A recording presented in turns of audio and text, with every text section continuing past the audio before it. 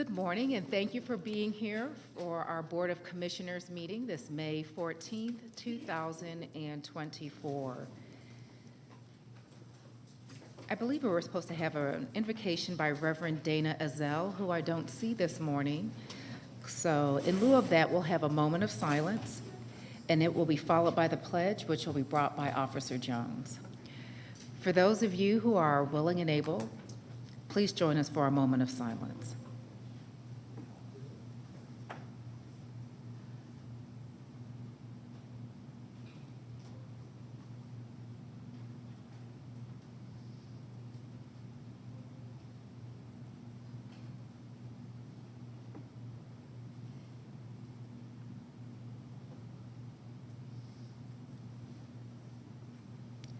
Thank you. You may now rise for the pledge. Allegiance to the flag of the United States of America and to the republic for which it stands, one nation, under God, indivisible, with liberty and justice for all.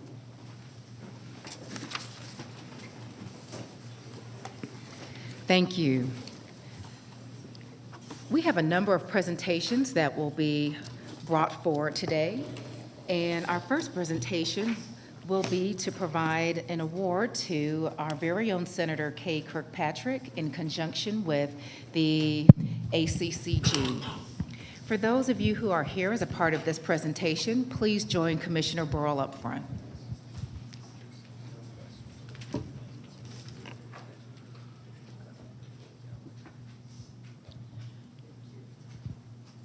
Good morning, everyone. Today I'm honored to present a service award from ACCG to my own Senator, Kay Kirkpatrick. With us today is her husband, Tom, Dr. Tom, and Todd Ellis from ACCG. So I'm going to turn this over to Todd to present the award, and then I think Kay may have a few words to say. Those of you who Kay represents and all constituents in Cobb know how hard she works every day at the Capitol and in the community, and we're proud to present this today. Thank you, Commissioner, members of the Commission. I appreciate the opportunity to serve, to be here with you. I'm Todd Edwards with the Association of County Commissioners of Georgia. We serve all 159 counties in various capacities. In particular, I work with the General Assembly, Legislative Advocacy, and each year we give one of our Legislative Service Awards to a senator or representative that go above and beyond the call of duty to work with counties and counties' taxpayers on issues of importance. This year, we're happy to be here to present it to Senator Kay Kirkpatrick for her sponsorship and ultimate passage of Senate Bill 19. And in short, it's been making the news lately around the state. It's a practice whereby clerks of court and probate judges in some cases can collect passport fees for processing United States passport applications as personal compensation, despite the fact that county employees or county paid staff process, use the overhead, pay for the equipment. There were various versions of Senate Bill 19 through the legislative process. Ultimately, what was able to pass was requiring full disclosure of these funds that are being kept on a quarterly basis to the county governing authority. It was a tough road. It took a 2-year process. You stuck with it, Senator. We appreciate the job you did. On behalf of ACCG, here's the award, and I'll show it to the commission. And if you don't mind holding that for a moment, Okay. Commissioner, and present it. And we thank you.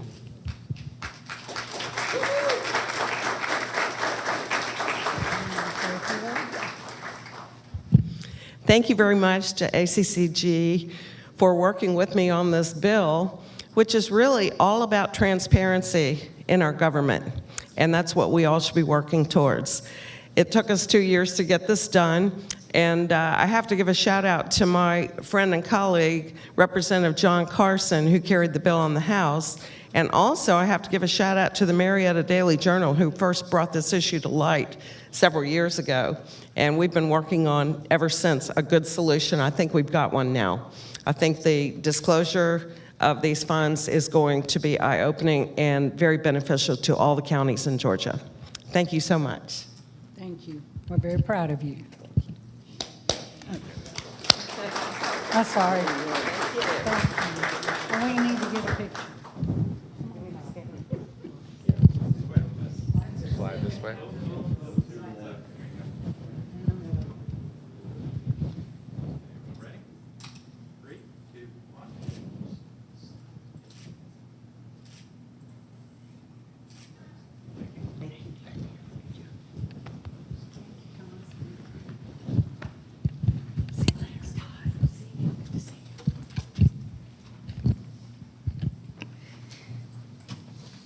Our next presentation will be to designate May as Foster Care Awareness Month and will be brought by Commissioner Kelly Gambrill.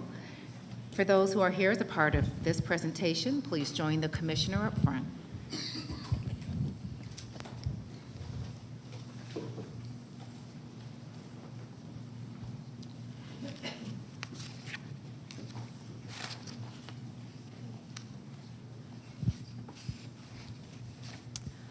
Foster children often have very few belongings of their own, and something as simple as a suitcase can make a big difference. Many of these children have been abruptly taken from their homes with only what they could hastily pack in a garbage bag.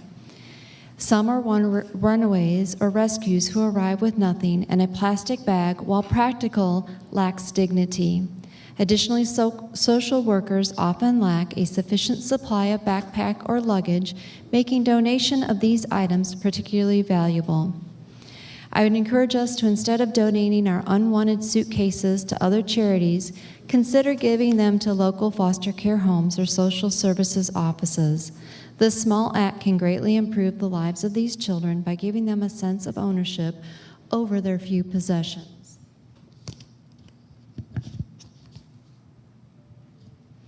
Therefore, it is a great honor to give this proclamation. Whereas there are more than 450 children currently living in foster care in Cobb County who deserve to grow up in a safe and loving homes devoted to their health, happiness, and advancement. During Foster Care Awareness Month, we express our gratitude to every loving foster parent in Cobb County and acknowledge every young person navigating the child welfare system, and therefore, we, the Cobb County Board of Commissioners, do hereby proclaim the month of May Foster Care Awareness Month in Cobb County and commend the Georgia Division of Family and Children's Services for its unwavering commitment to helping better the lives of children and youth in foster care. This is the 14th day of May, 2024.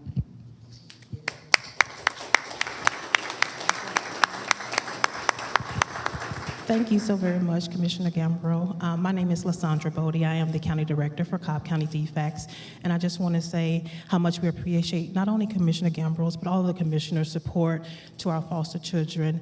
It is very important. This is a very important piece of work that we do, and we appreciate the support of our community. I will say Cobb County has support like no other county, and we are grateful for that, and we appreciate all that you all do to support our kids and our staff. Thank you.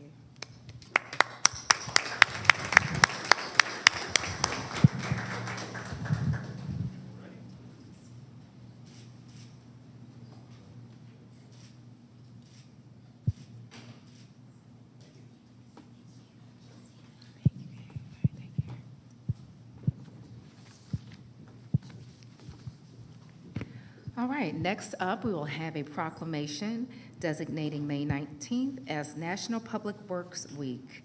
For those who are here as a part of this presentation, please join Commissioner Sheffield in front of the dais. Thank you.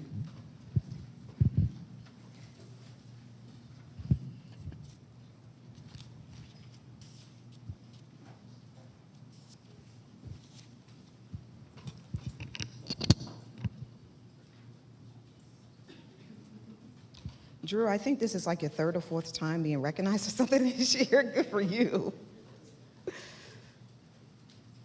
Come on down, gentlemen.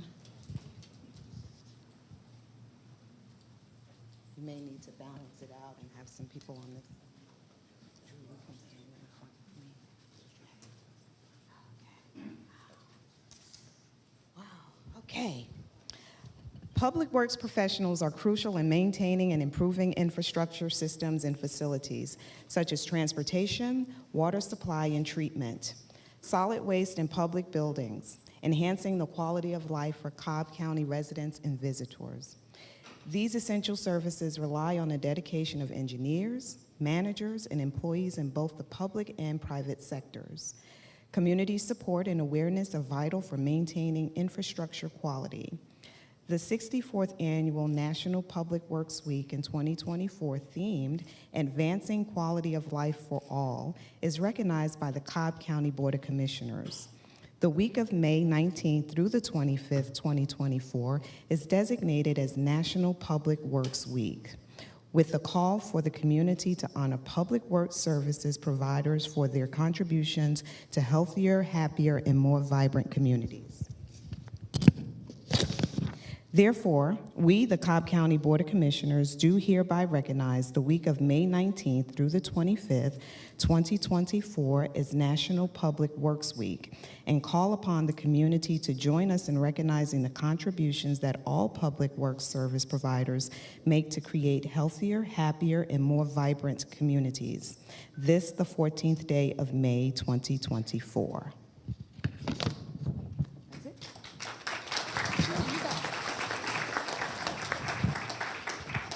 I'll say just briefly, this is just a small number of the behind-the-scenes heroes that we have here at Cobb County that are making sure that our public facilities, whether it's property and the buildings like the building we're in today, or parks and the parks that we rely on and go to with our families, or the vehicles that all the county departments depend on, whether it's the public works departments or public safety, the water system that we all rely on, the roads, and every other piece of public infrastructure that is critical to make sure that it is operational 24/7.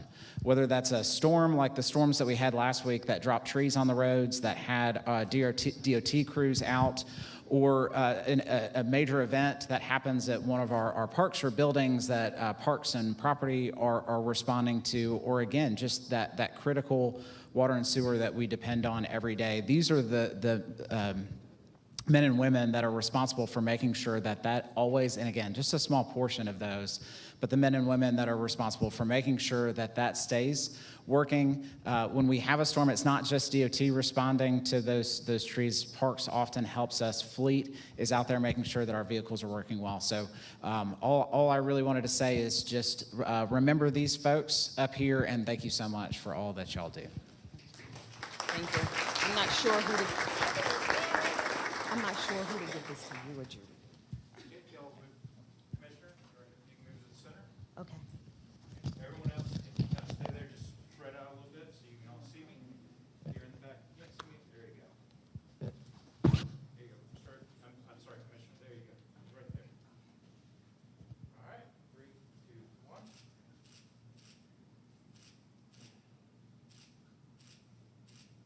Can we get a few with Judy holding that?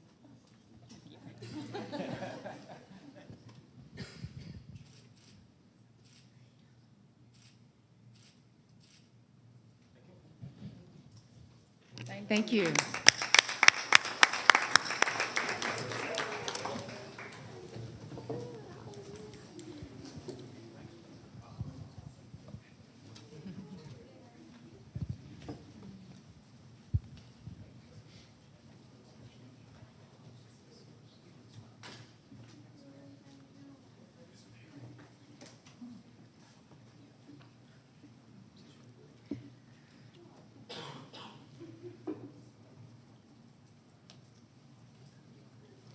Okay, our next presentation will be brought by Commissioner Richardson, and this is to recognize Trans-Dev Services for their responsive action on March 11th, 2024 to one of their customers. For those who are here as a part of this presentation, please join the Commissioner up front. Please do. This is in keeping with honoring employees here in Cobb County. Just utmost excellence, including the safety of those that use our services. So I'm going to read one of the certificates just to share what happened. Well, you can share more details about what happened, but certainly what the response was, and then I will hand out the actual certificates. So for this one, Cobb County Board of Commissioners Certificate of Recognition presented to Antoinette Grant. The Cobb County Board of Commissioners commends Antoinette Grant, a valued member of the TransDev Cobb Link Paratransit team, for her swift response in ensuring a customer's safety during a medical emergency on March 11, 2024.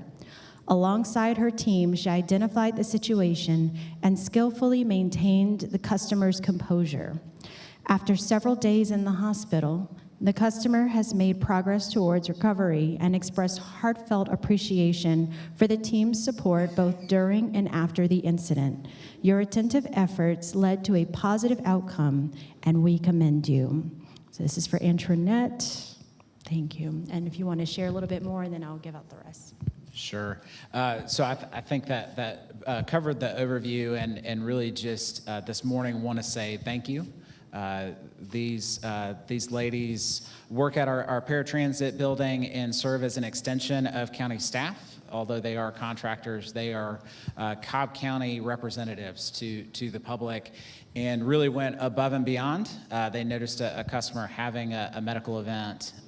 They knew that customer, were able to respond very quickly and make sure throughout that whole process that can be very scary, that they stayed with that person, comforted that person, continued to check up on that person far beyond the regular duties of just providing a paratransit service. They really went into and made sure that they provided a people service. So I just, again, want to say thank you all for everything that y'all did that morning and every day.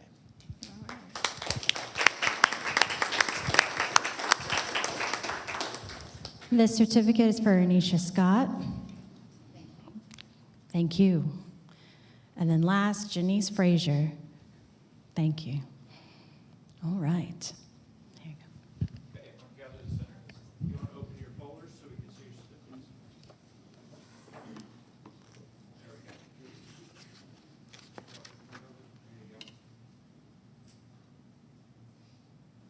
3, 2, 1.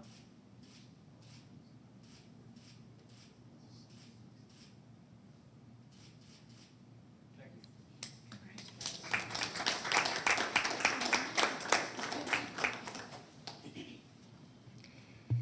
And last but not least, we will have those who are part of the proclamation for Economic Development Week. Please join me up front.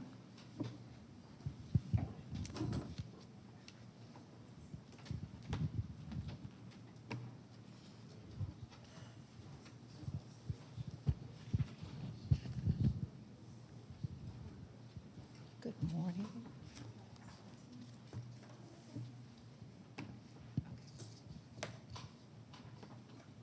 Last week was Economic Development Week, and economic development professionals are instrumental in cultivating our thriving neighborhoods, championing sustainability and resiliency, boosting our economic prosperity, enhancing quality of life, and certainly building our robust tax base.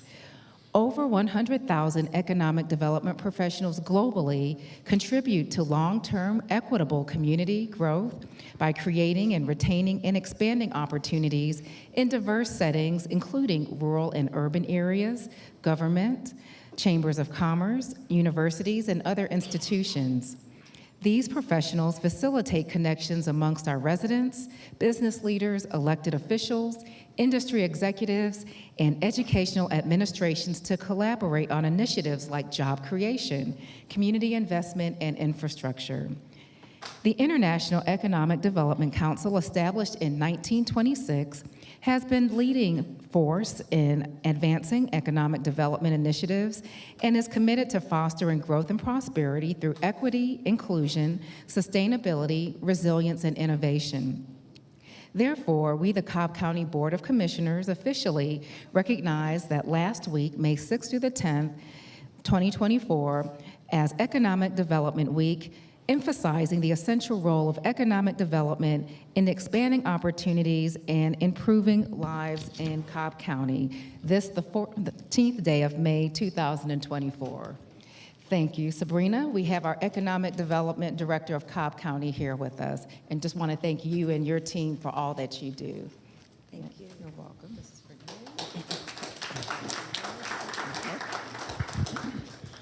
you. I just want to thank the Board of Commissioners, the Chairwoman, the County Manager, and my staff, Tara Rogers and Brittany Rasmussen, who are at the office working hard today already on economic development efforts here in the county. Like the Chairwoman mentioned, we work diligently to recruit new companies to Cobb and create jobs here and investment. We support our existing companies as well as small businesses and entrepreneurs. So again, you'll see some of that again later today on the agenda. But thank you so much for your support and for all that you do. Thank you. All right, we'll square up.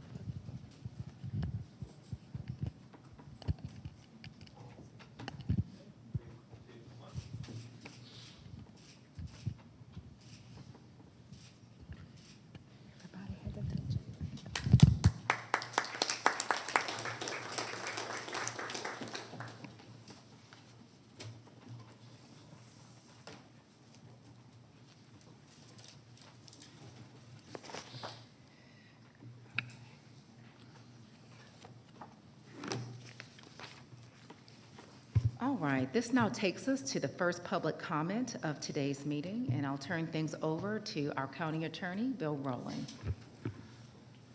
Thank you, Chairwoman. As the board provides the podium for public comment, it's appropriate to review the related meeting rules. Please state your name, and if you're speaking on behalf of an organization.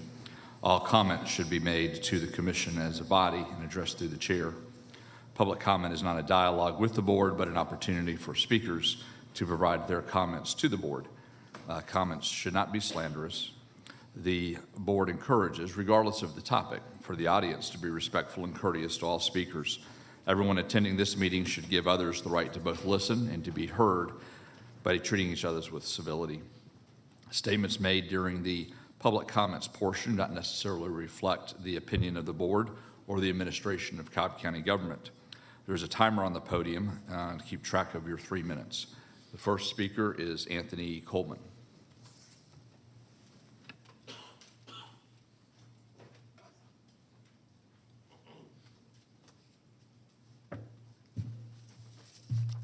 Good morning.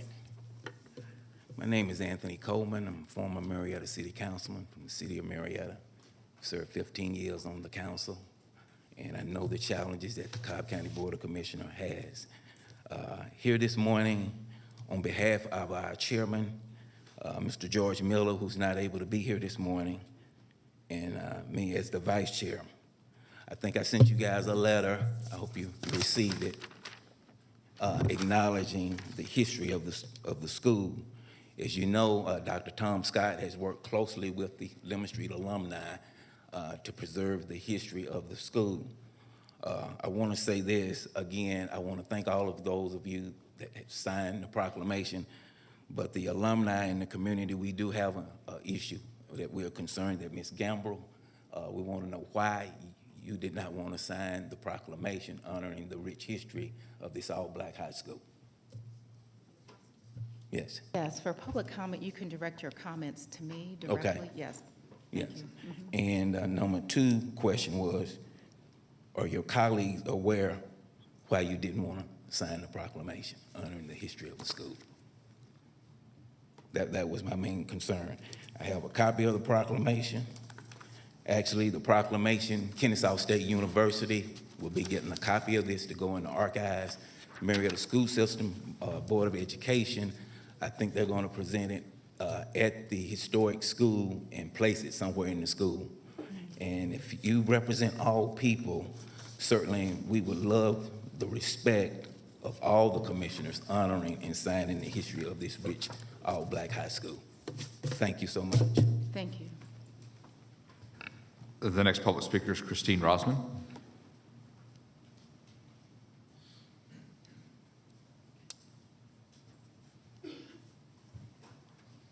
Good morning, Christine Rosman, Marietta, Georgia. Just wanted to say, I think there was something amiss this morning. It's also National Police Week, and the police are very important to Cobb County citizens. And I think that that was a real snub to our police officers that risk their lives every day protecting us. So on behalf of Cobb County citizens, thank you for your service. I'd like to talk about Valerie Crowe, because Valerie Crowe is, I didn't know who she was, but apparently she's been an employee of Cobb County for 10 years. She's been with Cobb Douglas Health for 10 years. And don't you know that she won a very prestigious award? I emailed you all about it. Thank you, Commissioner Gambrell, for responding, but I actually needed to hear from you, Chairwoman. So Valerie Crowe, she is Health Association, what is it? The Georgia Public Health Association presented 2 Cobb Douglas Health public officials, staff members with awards during their annual conference. And so she got an award for demonstrating exceptional communications and marketing work from the Public Health District. Anyway, she apparently is like the communications guru, and we haven't heard from her. What we'd really like is to hear from Dr. Memark. And in fact, actually, I made a copy of what I wrote to you in the email, and that was saying I was baffled because I've been asking for well over a year if we could hear from Dr. Memark and tell us about what's going on with the vaccine and all the updates about the vaccine, what the vaccine adverse events report system from the CDC has to say about the vaccine. Because if I'm not mistaken, Cobb Douglas Health got about, $8 million of ARPA money from us? And I think it would be really good. I think that we'd like to know how our taxpayer dollars are working. She's able to communicate this to everybody but us. So really, I'd love to hear from Dr. Memark, too. And also wanted to say that this shirt I have on is, I'm glad that it's on today and not from my face up, because that is a reminder of what happened at our last election in 2020. And so we were hoping that we have a good election this time. Thank you. The next public speaker is Tracy Stevenson.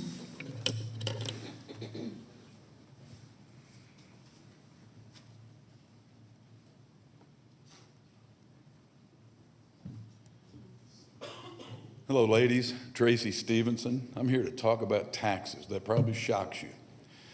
Just like Bill Murray and the movie Groundhog Day, we're going to live this same nightmare over again. Just about a year ago, we were here, and I know the hearings have already been scheduled for the tax increase. We all got our property tax assessments, and we saw them escalate. People are taxed to death. You know, we need a break. What I understand is that the total budget this year is going to come out somewhere around $1.3 billion. That's in 3 budget cycles, we will have gone up 30%. I don't know anybody else, but my income hasn't gone up 30% in the last 3 years. And I think at a certain point, pragmatism must give way to practicality. And we've got to stop the spending. We've got to tighten our belts. Apparently, y'all don't have the same feelings. But I'm going to walk away from this with one thing in mind, that there are 3 seats up for re-election this year, 2 for re-election, 1 is being vacated. It is tax season. If you've read social media at all, you've seen the citizenry. They're upset about this quite a bit. And at the end of the day, what we're going to hang on the 2 of you that are getting re-elected is triple tax Cupid and super spender Sheffield. Y'all need to go. Thank you. The next speaker is Craig Harfoot.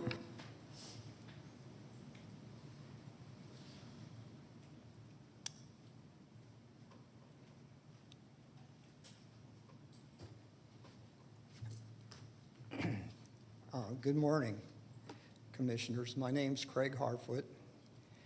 We didn't have an invocation, so for God so loved the world that he gave his only begotten Son, that whosoever believeth in him should not perish but have everlasting life. I remember this because I was taught this in many different churches. And I was driving through Buckhead yesterday to go to my brother-in-law's house, and there were these signs up, and it says, vote for Judge so-and-so, pro-choice. Next yard, vote no guns. And it just struck me. Okay, thou shalt not kill.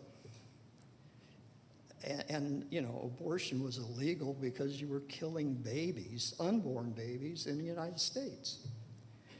And suddenly we've got twisted around, but it's my choice. And the same party that's basically espousing these things is like, oh, we don't want you to have a gun, you might shoot my kid. And I just saw how the whole thing it's all out of whack. You know, there's people with stickers that say, guns don't kill people, people kill people. If you don't have a gun, you'll use a rock or a stone like they did. Hell, they stoned people back in the day. They just, but anyway, so we've gone way down the rabbit hole. And I'm just, this is a commentary from a Christian perspective.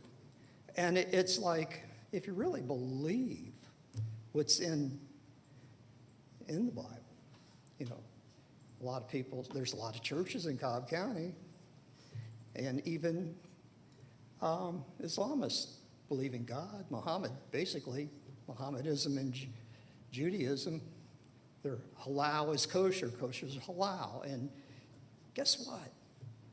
Ishmael is the father of the Arab nations, and also he is the firstborn of Abraham, the Abraham of Isaac. His handmaiden, his wife's handmaiden, Hagar, is the mother. And then the Jewish Sarah is the father of Isaac. So this whole thing in the Middle East is like, this is brother against brother. This is fratricide. Thou shalt not kill. So, anyhow, look into your own hearts. And you know that Mr. Harfoot, your people can't 3 live. minutes are up. The next public speaker is Matt Stegall.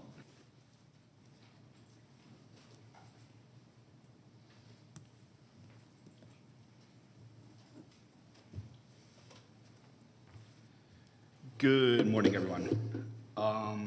It's been a while since I've been up here. My name is Matt Stegall. I live in West Cobb in District 1, and I usually stand up here and advocate for ways that we can provide transportation for everyone throughout the county.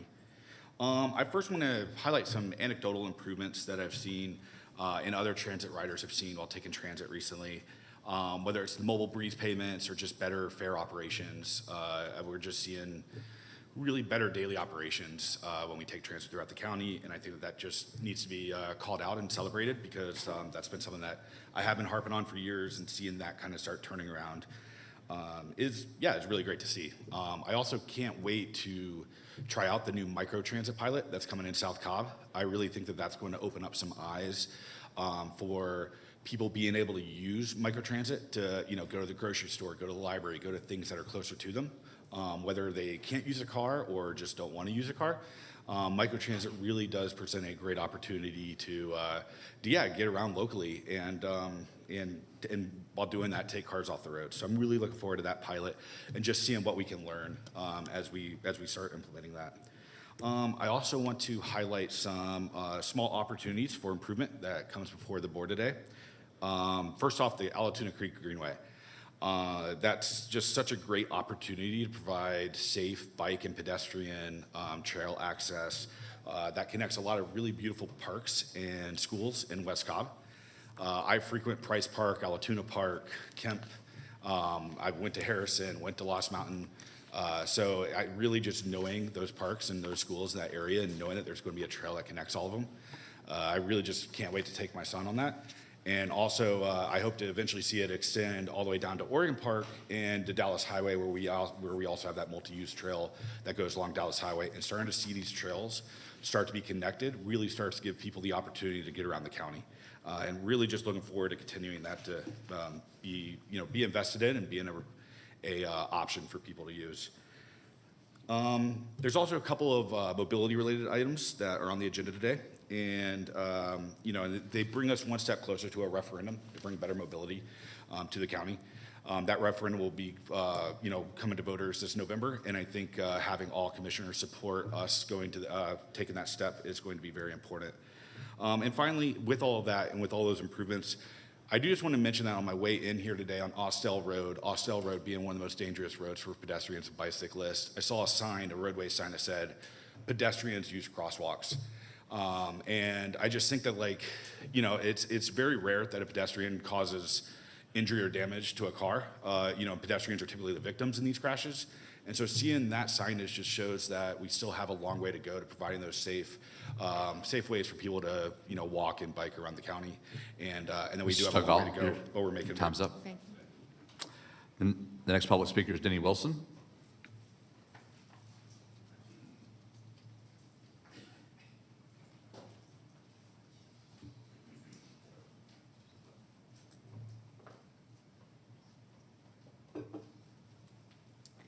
Good morning. I'm kind of struggling right now with Cobb County as a whole. A county that I've loved so dearly and a county that I have lived in for over 40 years. A county that I raised my children, a county that my grandchildren are visiting now. And I'm just losing my love for Cobb County. Which is something that I thought would never happen. I don't know who said it, but I was looking at a documentary or something one night, and the guy said, I don't regret growing old because it's a privilege that many didn't have. Growing old entails you a lot of times, and this is just my belief, in doing what's right. And I think that God has the final say so, I know he does, as to whether we live or we die. You can see any doctor you want to see, but if God is not ready for you, he's not going to take you. And I tell you guys that here today because this year, I will be 68 years old. I'm not on any prescription medication. At 68 years old, I'm still walking 3 to 5 miles a day. I'm still going to the gym, exercising, doing everything that I did when I was in my 20s. As a matter of fact, I'm living my best life. And that's what I want for you guys. And I ask you that to tell you to just do the right thing. Do what's right by the citizens in this county. Do what's right. They elected you to serve them. And they elected you to choose the quality of life that they deserve. And that's not what has happened. Chairwoman Cupid, you had a forum a couple weeks ago, and you talked about economic development. And you just gave the young lady an award today for her accomplishment in economic development. You said you hired her to create an economic development plan, but you hired a consultant to write the plan. And we're right back to where you have always been. You're taking away the county employees' responsibilities to do their job. You're undermining their abilities to do their job. And I feel sorry for them. So I have some tough decisions to make as to whether I'm going to stay in Cobb or not. And it all comes down to what keeps me up at night. Ms. Wilson, your 3 minutes are up. Thank you. Thank you. Chairwoman of the board, that completes the first portion of the public comment. Thank you, Bill.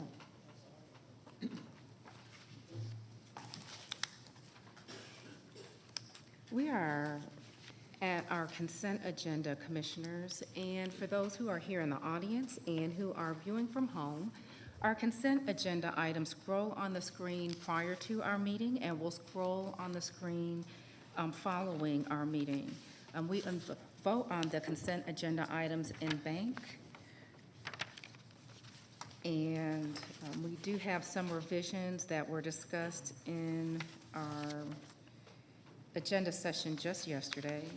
Commissioners, we will be moving agenda item number 21 from the consent agenda with respect to the Sustainability Gala.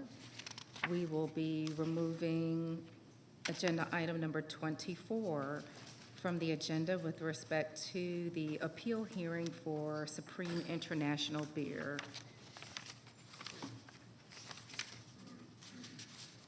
And those are all the changes that I have, Commissioners. Are there any other changes?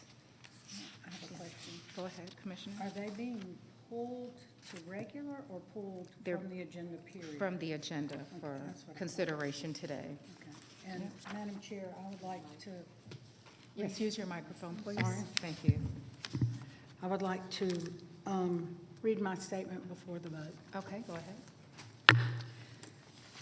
In light of the Supreme Court's ruling last week regarding standing on the home rule issue, my position regarding the home rule challenge still stands. I do not support the home rule challenge of the majority of this board. It is unconstitutional and illegal. I voted against the amended map 3 times in 2022, January 25th, October 11th, and October 25th. I have a duty to represent my constituents and will not have my vote suppressed, as I was duly elected on November 8th, 2022, under the state map, House Bill 1154, voted on by the General Assembly in February of 2022 and signed into law by Governor Kemp on March 2nd, 2022, and certified by the Cobb Board of Elections on November 15th, 2022.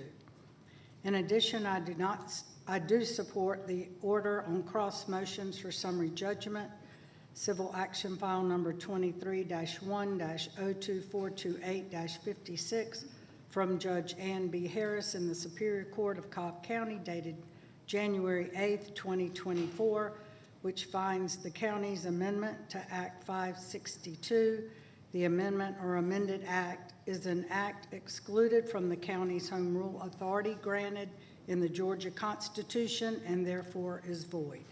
Thank you. Thank you.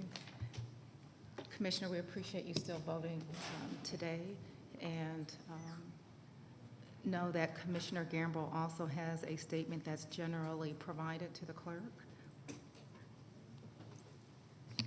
Yes, if the clerk could record my statement as currently found on page 236 of today's agenda. Thank you, Commissioner. Are there any other comments from other commissioners with respect to today's consent agenda item or voting today? Is the first vote going to just be for the items removed, or do you want us to make other statements regarding potential agenda items that we do not support? Yes, we typically do not vote on removing agenda items from the consent agenda, so any remarks will be with respect to what is still currently on consent and with respect to that vote. But do we have a motion No. for the consent agenda yet? No, we Okay. don't, but since this Pandora's box has already been opened, I didn't know if any other commissioners had any remarks. Well, I do once the motion is made Okay. for discussion. Okay, thank you. Thank you. All right, so commissioners, I move that we approve the consent agenda. Is there a second? Second. Okay, are there any additional comments? Yes. Yes. Madam Chair, I will be recusing myself from number 20, the transfer station amendment with GFL, and also oppose number 28, the economic development strategic plan. Okay, thank you. Okay, are there any other comments or questions? I just have a legal question for Bill. I just need a little clarification, and perhaps some in the audience. may also benefit from your answer. But with the comment shared with respect to unconstitutionality of the maps and the personal thoughts and feelings that it is unconstitutional, how does that tie into the vote? Like how on the one hand you feel it's constitutional, but your vote counts towards the agenda item? I just need a little clarification on that. Well, the commissioners are still allowed to vote. They're just, as I understand what they're saying, they're just raising their protest regarding the current status of the maps. Okay, all right, thanks. Is Sabrina Wright still here? Yes. Okay, all right, thank you. I'd like for you to just come up briefly and address. Yes, we do, and there's discussion. And I still have a question. I have a question regarding an agenda item. Commissioner Sheck, excuse me.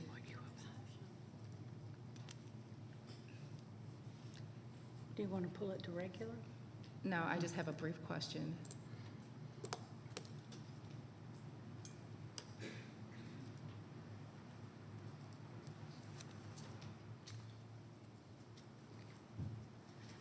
Yes, Director, is it your desire to have a strategic plan move forward for economic development? Yes, it is. And Okay. today's agenda item is just to allow me to negotiate with the top 3 ranked firms. Okay, thank you. Is this something that is helpful to your department and initiated by your department? It is. It will help us to develop a strategy as to our approach with economic development. It is also one of the key priority areas within our countywide strategic plan. Okay, thank you. Madam Chair, may I Okay, respond? respond to Sabrina? Just to the agenda item of why I'm not supporting it. I'd like Okay, to- sure, yes. Okay. Sabrina, Yes, ma'am. first of all, thank you for the job you and your staff are doing. I know we've worked together in the past and currently, and I appreciate you. The reason I oppose the strategic plan for your department for economic development moving forward is because I did not vote for the strategic plan for economic development for a consultant because economic development is one of the 5 categories in our overall county strategic plan that was developed. So that was my reason. No reflection on you. Yes, ma'am. Thank you. Thank you. Okay, are there any other comments or questions regarding the consent agenda? Yes, Commissioner Gamble? Yes, I'd like my opposition noted to item number 7, Okay. and then also item number 28. Okay, so there's opposition to 7, which pertains to stormwater pipes in the Wynwood subdivision. Also, 28 is also with respect to economic development.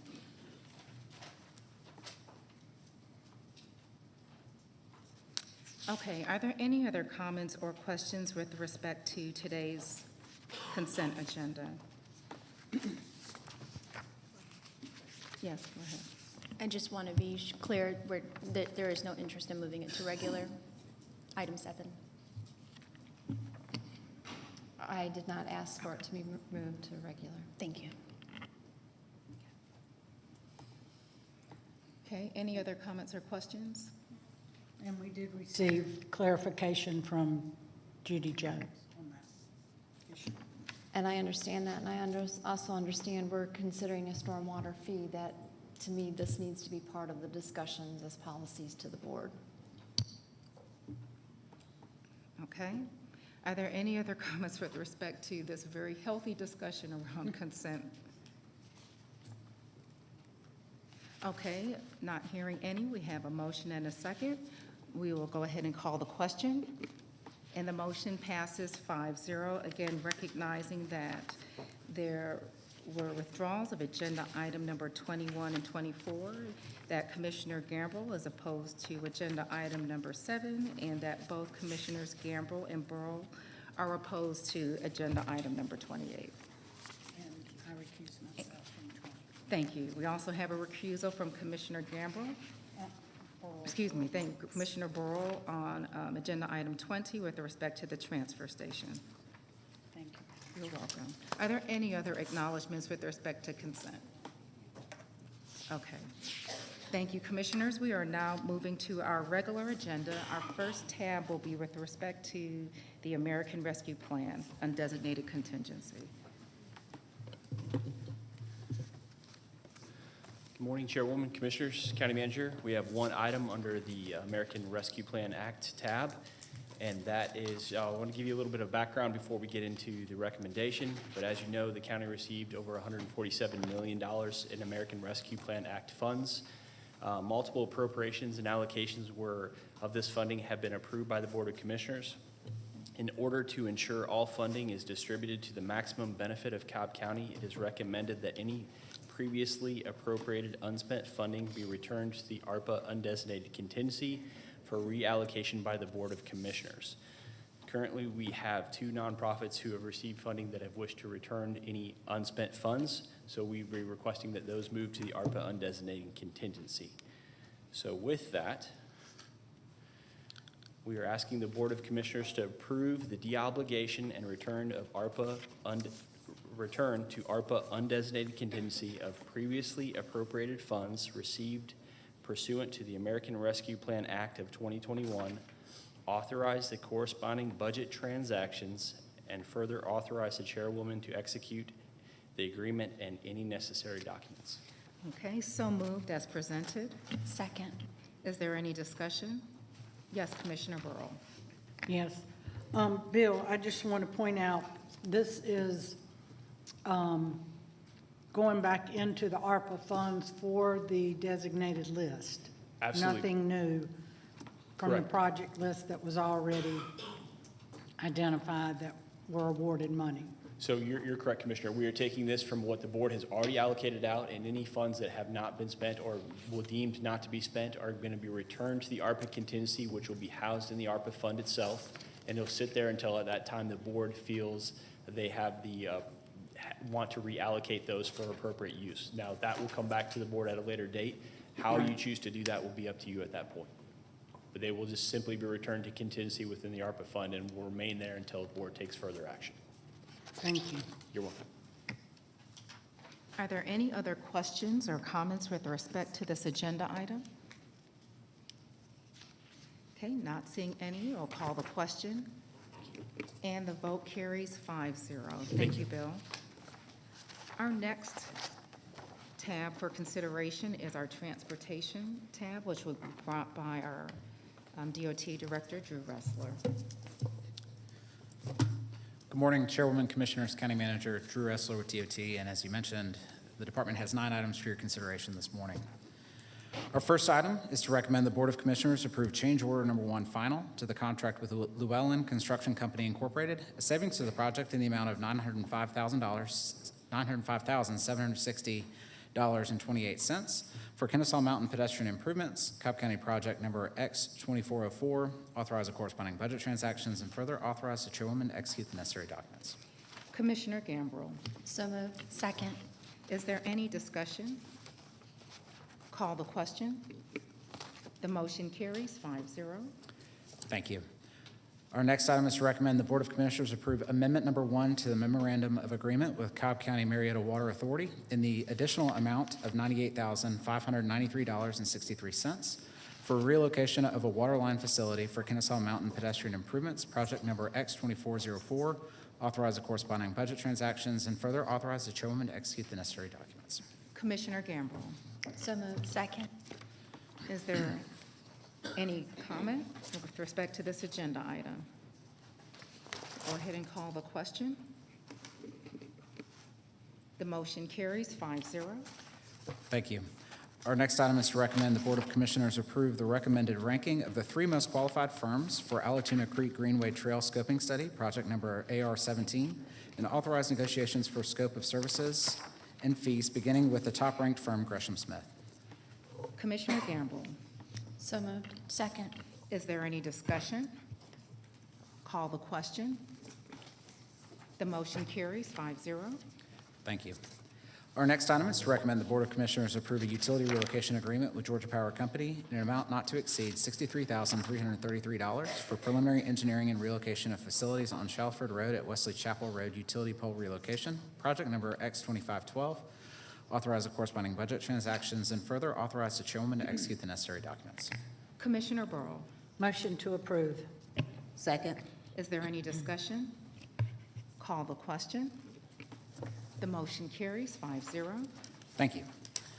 Our next item is to recommend the Board of Commissioners approve a construction agreement with CSX Transportation Incorporated in the estimated amount of $49,887 for construction, inspection, and support services for Silver Comet Trail Connector, project number X2415, and Atlanta Road Bridge over CSX Railroad, project number B2112.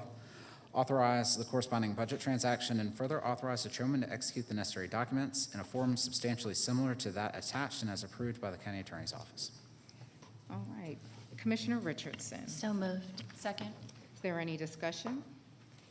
Just for our viewers, this project helps us to connect our Silver Comet Trail to the Atlanta Beltline and is a significant undertaking of ours. With that, we'll call the question. The motion carries 5-0. Thank you.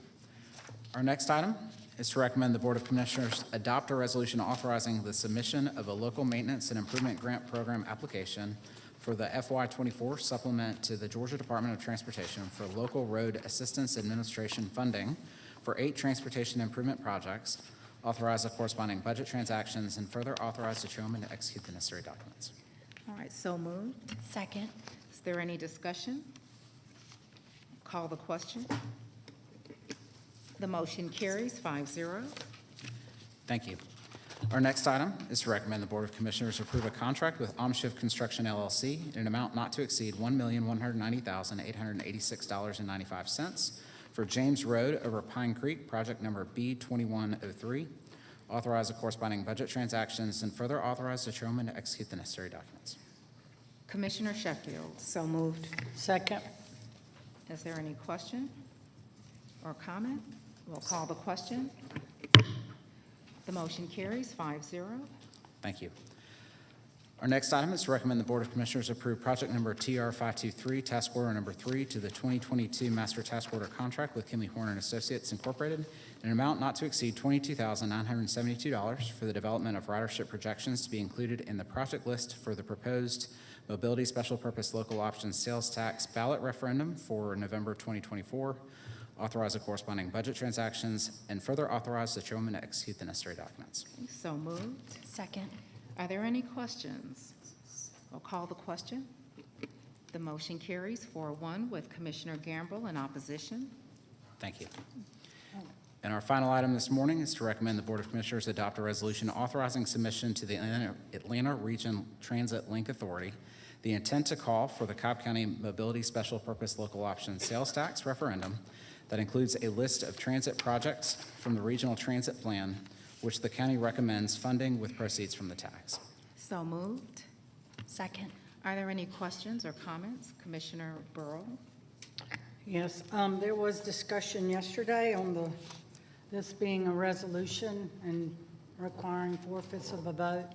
I know we have a response from the county attorney, but I'd like to refer to our rules and procedures that were adopted in March, that on section 1.08, voting, the way this reads,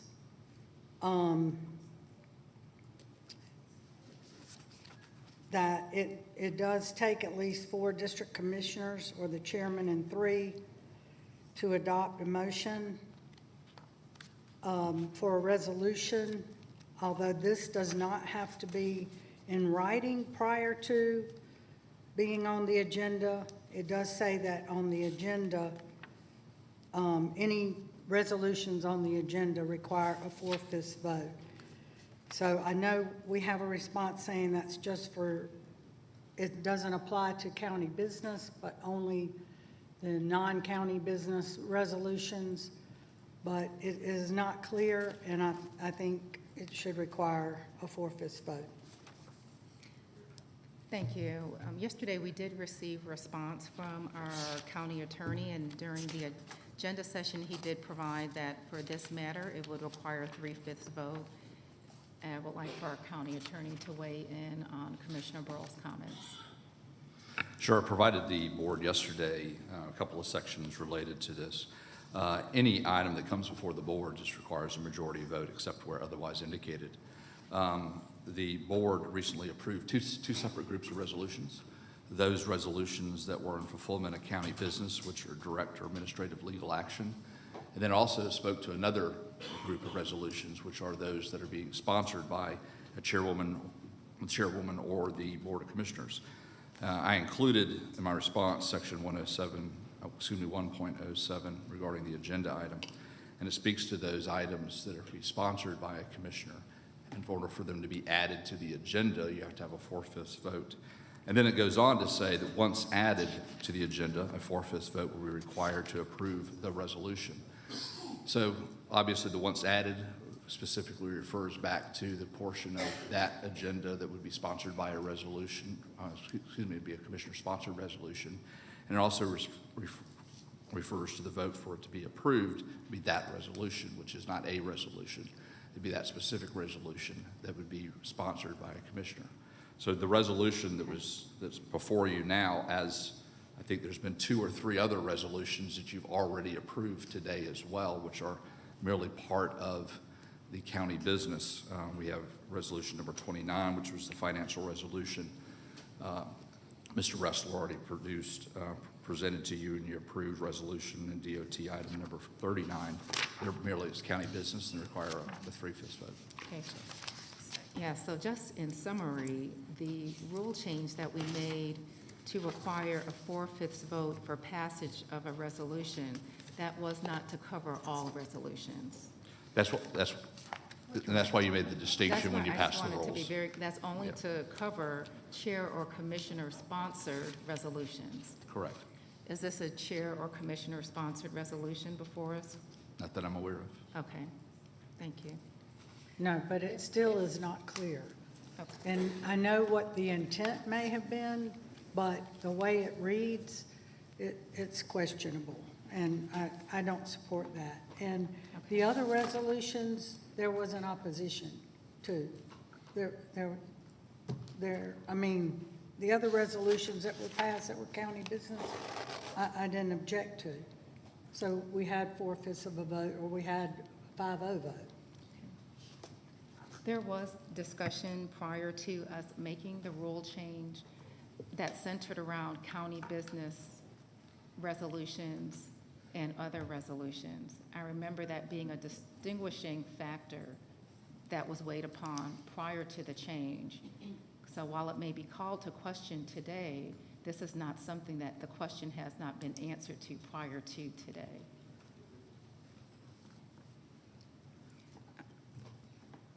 Okay, we have Commissioner Gambrill. So where is this clearly defined in our policy? Okay. Again, Within our policy, it is not, we do not define different types of resolutions. And so now after the fact, we're taking the opinion of a county attorney, who in this regards can be arbitrary and capricious, because there is no defining manner to which we are to consider things. Okay. So you sit here and tell us, well, this is what we approved, and interestingly enough, it was the county attorney's office that proposed this language to us for approval. In my meetings with the county attorney's office in going over this language, my question was, does this apply to all resolutions? When I made my vote back in March, it was my understanding that it applied to all resolutions. So to come here today and have the county attorney's office provide us their opinion on a piece of paper, which I find interesting, they'll give us an opinion on this, but they won't give us an opinion in writing on home rule, nor let us know outside counsel that was sought, that all of a sudden we're willing to put this opinion in writing. and hold this board accountable to guidelines that none of us are clearly aware of. Okay.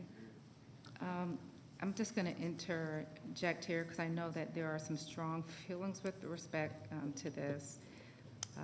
I do believe that there were some comments that were directed to our county attorney that would be appropriate for him to respond to. Yes, Chairwoman. I mean, part of the package that was just recently approved earlier this year provided a definition of resolution, and it broke it out in two different portions, those that are sponsored by commissioners and those that are to approve merely for a business transactions directing administrative or legal action. So there's the definition section was provided. That was approved as part of the minutes, and then when that was approved, then that relates back to section 1.07 regarding the agenda items, the two different manners of two different resolutions that are brought before the board. Okay. So Okay. was it clearly defined that it did not require a vote? Were those two different, clearly defined, that one required a vote and one did not? Because in reading what I have here, it does not say that it does not require a vote. It does not say it does not require a vote. Okay. I just want to read the definitions. There is a definition section under resolutions, and there are two different types of resolutions that are recognized. One is a resolution where there is an action taken by the board to approve county business and transactions directing administrative or legal action. And then there are chair or commissioner-sponsored resolutions which may be used to express the board's policy or to make a public statement from the board. Okay. Okay. Commissioner Sheffield. Sorry, Drew, but I just want to add, when we passed the changes, we met with Bill, we met with Debbie Blair, we've had exchanges by email. Now, in going back to the paragraph that's being referenced, the first sentence of that paragraph reads, resolutions in fulfillment of county business which direct administrative or legal action may be placed on the agenda without prior written support. So my question to Bill is a resolution considered written support? Well, if it's based on direction for administrative or legal action, it does not need to have the written support. Right. Yeah. Right. So based on that sentence, it does not require written support of four-fifths vote to be added to an agenda item. However, that same paragraph goes on to read that the commissioner's resolution must have a written support of 4 district commissioners or the chair and 3 district commissioners if it's an agenda item outside of that which is described as an administrative or legal action. So in this one paragraph, and I don't know where it is directly if the audience wants to reference and follow along. It's on the county's website, but I just have a screenshot of it, so I can't direct them to where to find it exactly. But in this one paragraph, it deals with 2 different types of resolutions, which this board has had meetings with several, or at least 2 of our county attorneys. This is not a decision that's been made here on the spot. It's a decision that has been discussed with commissioners. There should be no surprise that this resolution is written the way it is, because we've had discussions, as we do with any other agenda item, before any policy changes are made. Thank you, Commissioner Sheffield. And again, just in follow-up to that, looking at the section here that you just read from, for this to have been put on the agenda, if it qualified as a commissioner or a chair-sponsored resolution, there would have had to have been a written support from 4/5 of the vote prior to it being on the agenda. and there was no question or debate about why this was on the agenda without that. So now we're questioning the second step of the process when nobody questioned how it originally got here. And I think because we knew it originally got here because it was not sponsored by a commissioner or the chair, this came forward out of the Department of Transportation, which is also why it's in the Department of Transportation tab.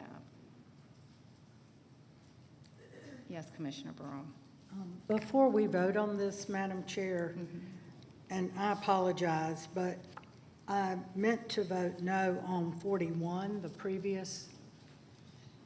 I have it marked to oppose on my sheet, but I hit the wrong button, and I apologize. So I'd like to know if I can go back and vote no on item number 41. Okay, let me ask our county attorney what the process is for that while we are deliberating agenda item 42. I think if we haven't voted on the next agenda item, which we're on now, I can do that? I think, but we'd have a pending motion, so that might, if you give me a moment. Okay. My understanding is we have a pending motion on the next item, so. Oh, okay. I apologize, I hit the wrong button.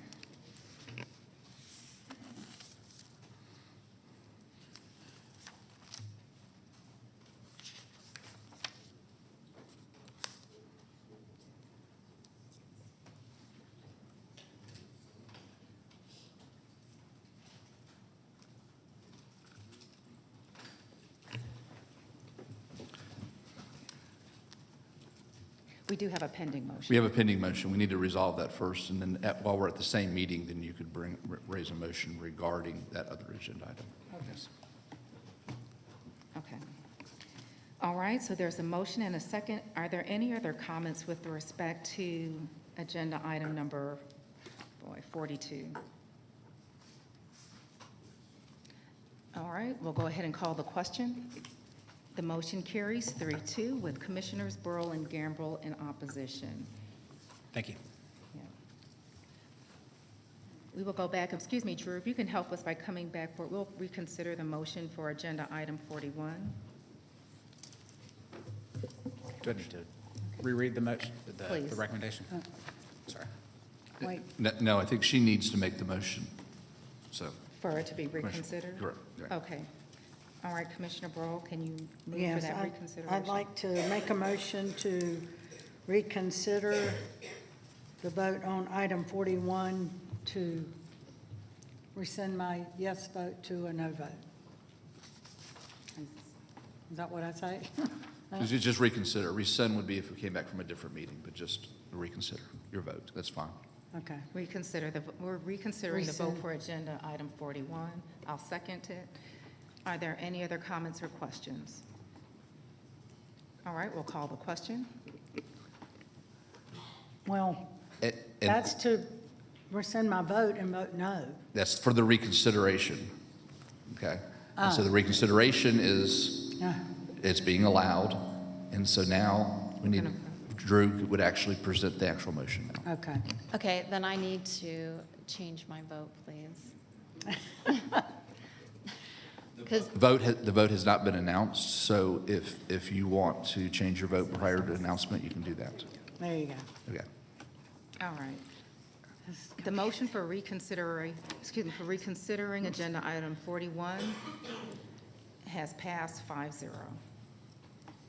We'll go ahead and now reconsider that motion. Absolutely. Thank At you. this item, the department recommends the Board of Commissioners approve project number TR523, task order number 3, to the 2022 Master Task Order Contract with Kimley Horn Associates Incorporated, an amount not to exceed $22,972 for the development of ridership projections to be included in the project list for the proposed MSPLOS ballot referendum for November 2024, authorize the corresponding budget transactions, and further authorize the chairwoman to execute the necessary documents. So moved. second. Are there any comments or questions with respect to agenda item number 41? All right, we'll call the question. The motion carries 3-2 with Commissioners Burrow and Gambrill in opposition. Thank you, Drew. Thank you.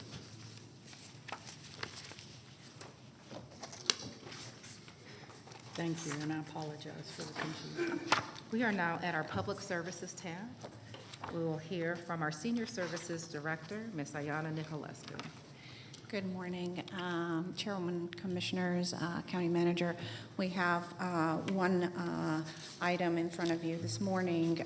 Our department recommends the Board of Commissioners approve a contract between Cobb County Senior Services and Turbo Images Corporation for an amount not to exceed $152,892 for a visually appealing design, printing, and full wrapping of 31 bus exteriors. Authorize the corresponding budget transactions, and further authorize the chairwoman to execute the necessary documents. All right, so moved. Second. Are there any questions regarding this agenda item? Call the question. The motion carries 5-0. Thank you. We are now at our Support Services tab, and our first few matters will be brought by our IT Director. Good morning, Chairwoman, Commissioners, and County Manager. Our first item this morning is a joint item with the Tax Commissioner and Tax Assessor to request your approval of a contract with Tyler Technologies, Inc. for the IAS World Tax System Software as a Service implementation in an amount not to exceed $4,186,638.11, which is partially funded by 2022 SPLOST Project B0040. Authorize the corresponding budget transactions and further authorize the chairwoman to execute the necessary documents as approved by the County Attorney's Office. All right, so moved. Second. Thank you. And you're confident about this proposal here with Yes. Tyler, considering Yes, ma'am. the other challenges we've had? Great. All right, we'll go ahead and call the question. The motion carries 5-0. Thank you. Our next two items are joint items with Parks to authorize the procurement director to purchase cabling, power, and installation services from NetPlanner Systems, Inc. to implement the ARPA-funded Cobb County Broadband Wi-Fi Enhancement and Expansion Program at the Wild Horse Creek Park Complex under provisions of a State of Georgia GTA contract in an amount not to exceed $349,455.31. Authorize the corresponding budget transactions, and further authorize the procurement director to execute the necessary documents as approved by the County Attorney's Office. All right, so moved. Excuse me, this is for Wild That's Horse okay. Creek. I'll second. All right. This is a positive project for the county as we're continuing to expand our Wi-Fi service. So we have a motion and a second. Are there any comments or questions? We'll call the question. The motion carries 5-0. Thank you. Thank you. And our last item is to authorize the procurement director to purchase outdoor wireless and networking materials from ProSys Systems, Inc. to implement the ARPA-funded Cobb County Broadband Wi-Fi Enhancement and Expansion Program at the Wild Horse Creek Park Complex under provisions of a State of Georgia Department of Administrative Services contract in an amount not to exceed $145,516.55. Authorize the corresponding budget transactions, and further authorize the procurement director to execute the necessary documents as approved by the County Attorney's Office. All right, Commissioner Sheffield. So moved. Second. Are there any comments or questions? Call the question. The motion carries 5-0. Thank you. Thank you, Director. We'll now hear from our Property Management Director for the next two agenda items. Good morning, Madam Chairwoman, Commissioners, and County Manager. Property Management has two items this morning.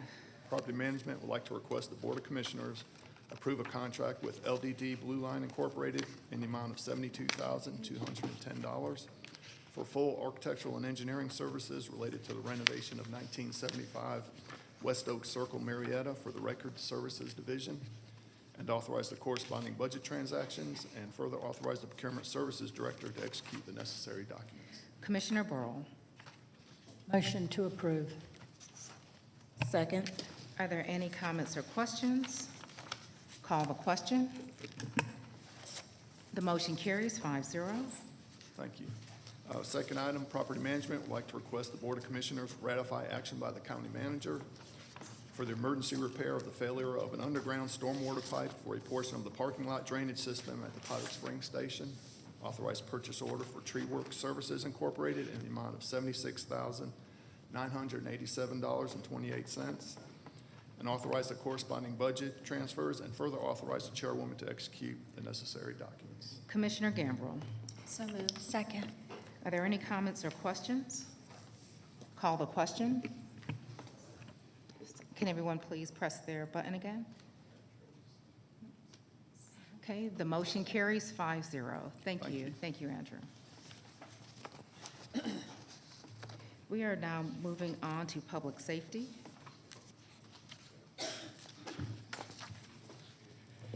Good morning, Chairwoman. Good morning. Commissioners, County Manager, Mike Register, Public Safety Director. The Public Safety Agency, meaning the police and fire and the sheriff's office, have developed an amendment to the step and grade plan that was originally approved in 2020. This amendment will increase starting pay for positions and pay grades PO2 and Fire 2 to $54,000 to improve recruitment, and all our other pay grades for sworn classifications have been adjusted in similar fashion to improve retention. This amendment also increases the available steps from the current 16 to 25 steps, which we believe is more indicative of a career span.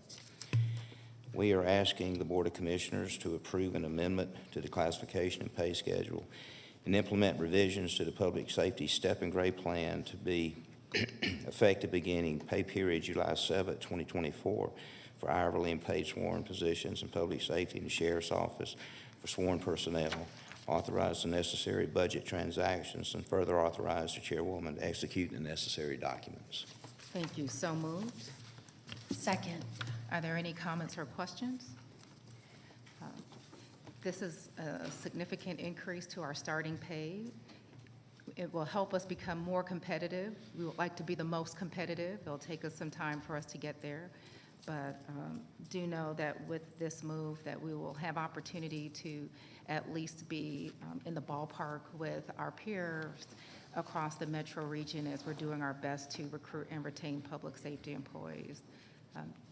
Note that we're utilizing one-time funding to help us to cover this for the end of the fiscal year, and we will have to approve a corresponding budget request to make sure that these are sustained for the next fiscal year.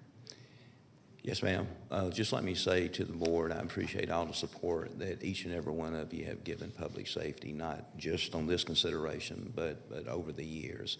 I know firsthand your diligence in ensuring that the county is a safe place for our citizens and people who visit here and work here and transit through to be. We appreciate that. Thank you. Thank you. Commissioner Burrow. Yes, thank you, Director Register. I think this will be a positive step forward in light of the shortage we have of police and fire and public safety. I think this will help and go a long way, and I wholeheartedly support this, and happy National Police Week. Well, thank you. Thank you. Are there any other comments or questions? All right, we'll call the question. The motion carries 5-0. Thank you, Director. Thank you again, Commissioners, and also you, County Manager. Thank you. All right, we are now moving on to our Finance tab.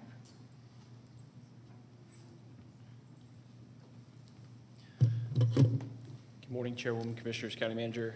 We have one item under the Finance tab, and we are asking the Board of Commissioners to approve the transfer of previously appropriated funding for the renovation of the Public Safety Building within the 2022 SPLOST Fund from the Sheriff's Office Unit Major Program B107 to the Property Management Budget Unit Major Program B091.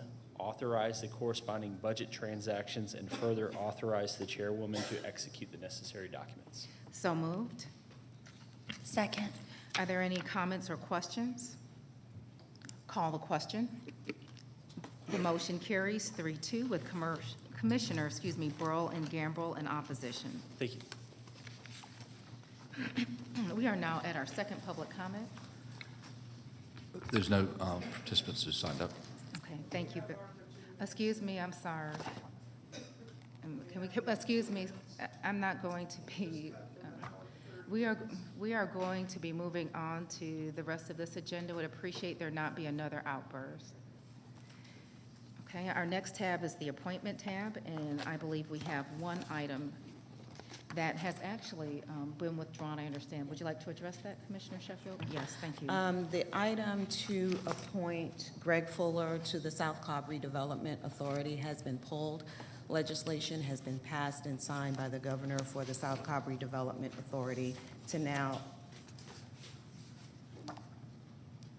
be the Mableton Redevelopment Authority. So with that, the city will appoint, and I'm sure they will also appoint Mr. Fuller, who is the Okay, president great. of Six Flags. So I've been in I've been in communication with the city as late as yesterday to update them. So it's just really about timing, but the mayor is on board, so I'm confident that Mr. Fuller will represent the community. Excellent. Thank you so much.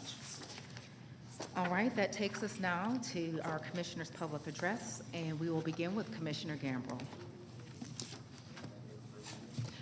Excuse me, let's just go ahead before we go into Commissioner's Public Address to take a brief 1-minute break. Thank you.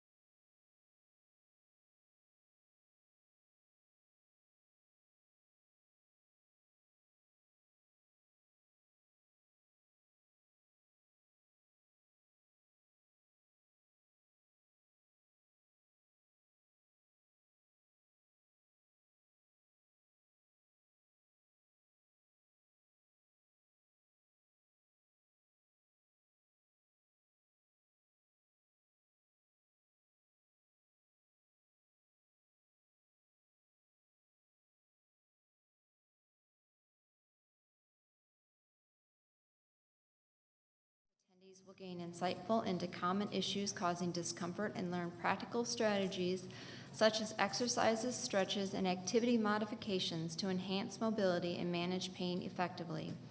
Don't miss this opportunity to empower yourself and improve your quality of life. And we have the return of the tennis block party. The Atlanta Youth Tennis and Education Foundation is dedicated to offering tennis and education initiatives to vulnerable communities. The Atlanta Youth Tennis Block Parties are enjoyable events for the entire family. You can join the team from 6 to 7:30 p.m. on Friday, May 31st at Fair Oaks Tennis Center for a free evening of tennis, outdoor games, food, and prizes. The event is open to ages 5 to 13, and no equipment or previous experiences are required. Fair Oaks is located at 1460 West Booth Road, Extension Southwest in Marietta. Registration will close once the event reaches capacity. To secure a spot, please register early by scanning the QR code provided. And again, thank you to our public safety officers that serve us.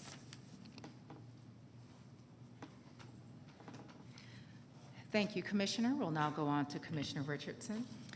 Sure thing, and just want to say I appreciate the constituent that shared with us that it's National Police Week. We certainly are very proud of all of our public safety officers that make sure we live in a safe community. And for those that are in the audience, if there are ever any weeks or days that you think should be commemorated, please let us know because we can make sure that that makes it to the docket. We're not always aware of all the different weeks, so thank you. Okay, from the office, Make-A-Wish 5K artwork winner. Yesterday, I visited Shallowford Falls Elementary School to meet with Ms. Sneha, the winner of the Make-A-Wish 5K Artist Contest. Her artwork will be used for the race t-shirts and promotional materials. She said she submitted her art to the contest because she has heard of the amazing work that Make-A-Wish does for kids, and she wanted to contribute.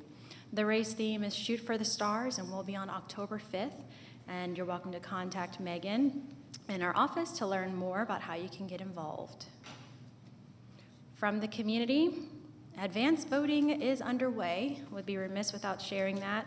Advanced voting is happening for the May 21st general primary nonpartisan election. During advanced voting, you can vote at any of the advanced polling locations. Please note that there will be no voting from May 18th through the 20th, and please visit the Cobb Elections website to view a sample ballot because it is long. Please visit the My Voter page to see your personalized precinct information as well.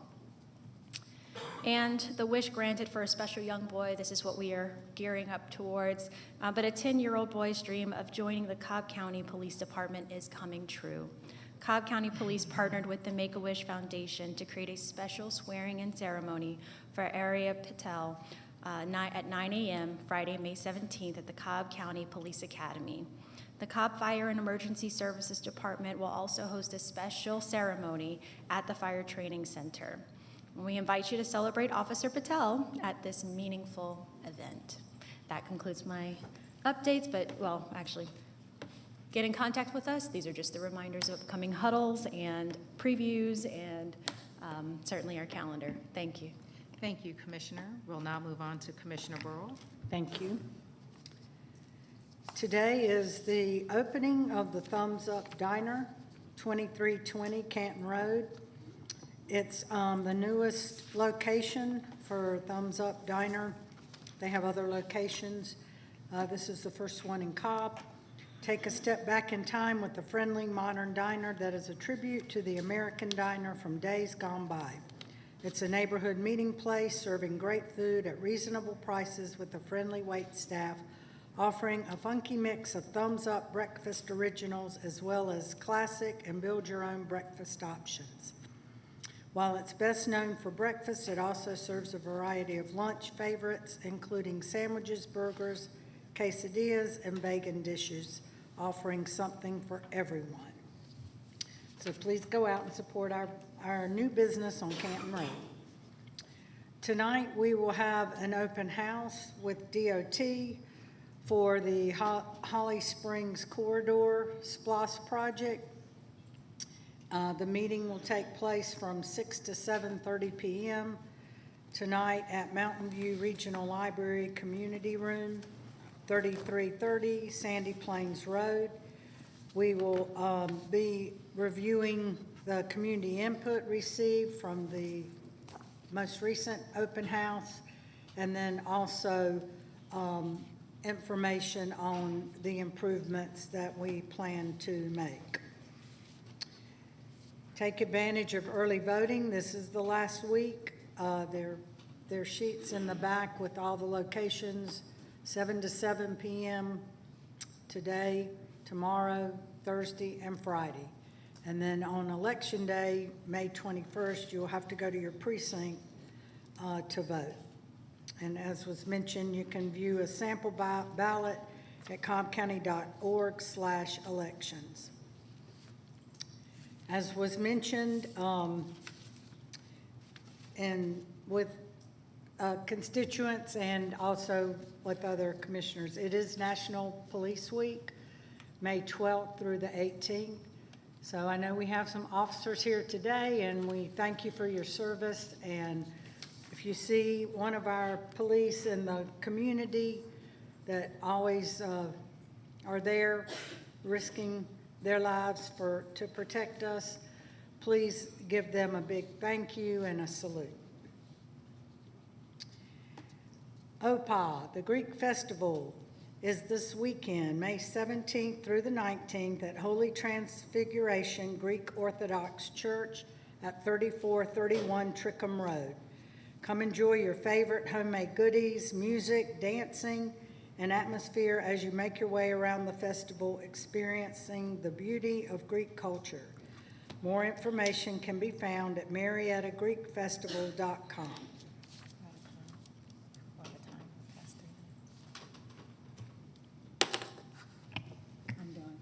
Okay, thank you. Well, as we queue up District 4, I want to congratulate the Commissioner on Thumbs Up Diner, but there is one existing in Austell also. District 4 news and updates. No, you're fine. I just wanted people to know if they're on the south side, they can also partake in the same diner. Great places to eat throughout. The 82nd Annual Yarab Shine Circus and Fair will open its big top from May 18th through Memorial Day, May 27th at Jim Miller Park. The event will feature 22 circus performances, more than 40 exciting carnival rides, and a variety of attractions. There will be a sneak peek on Friday, May 17th, starting at 5 p.m. with discounted ride ticket packages. Jim Miller Park is located at 2245 Callaway Road in Marietta.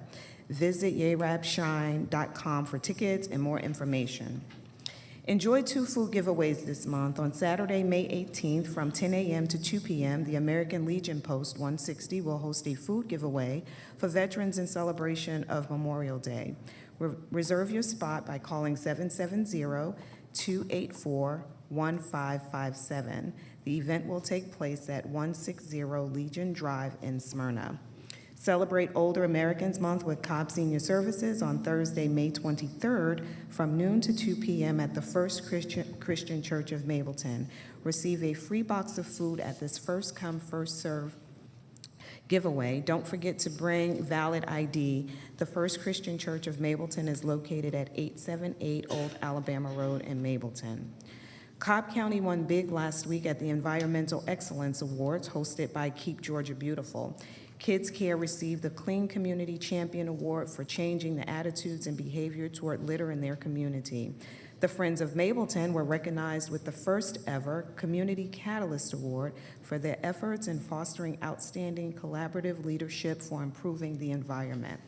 We also applauded KCB Executive Director Kimberly White for winning the Sue Smith Professional Leadership Award and for her inspiring leadership. I was also honored to receive the Steve Reynolds Public Servant of the Year Award for demonstrating an unwavering commitment to improving the environment, namely for my annual District 4 annual community cleanups. I could not have earned this award without the community's help and dedication to keeping Cobb beautiful. Congratulations to Pebblebrook High School Sonic Edge A Capella Group. The group, composed of students from the Cobb County Center for Excellence in Performing Arts, rose to prominence in their second year by winning the International Championship in New York. Despite facing adversity, inexperience, and uncertainties during the competition process, they emerged as national champions, outscoring their competitors by over 100 points. Their dedication and hard work paid off, propelling them from wildcard contenders to undeniable winners. Congratulations, Pebblebrook. And while I do not have a slide, just want to thank our public safety officials for National Police Week. Thank you so much for your service to those who are out there and for keeping us safe here in Cobb County. Thank you. Oh, I didn't recognize your name. Thank you, Commissioners. For those of you who are here with us today, we do have a community development hearing that will follow today's meeting. We thank you all for tuning in to the business portion of our meeting. We will take a brief recess for 10 minutes, Commissioners, and we will come back and we will convene the rest of our meeting at 10:50. Again, thank you for joining us. And anyone in the audience and who's viewing, you are free to continue watching our meeting and being a part of what goes on when we come back at 10:50. Thank you.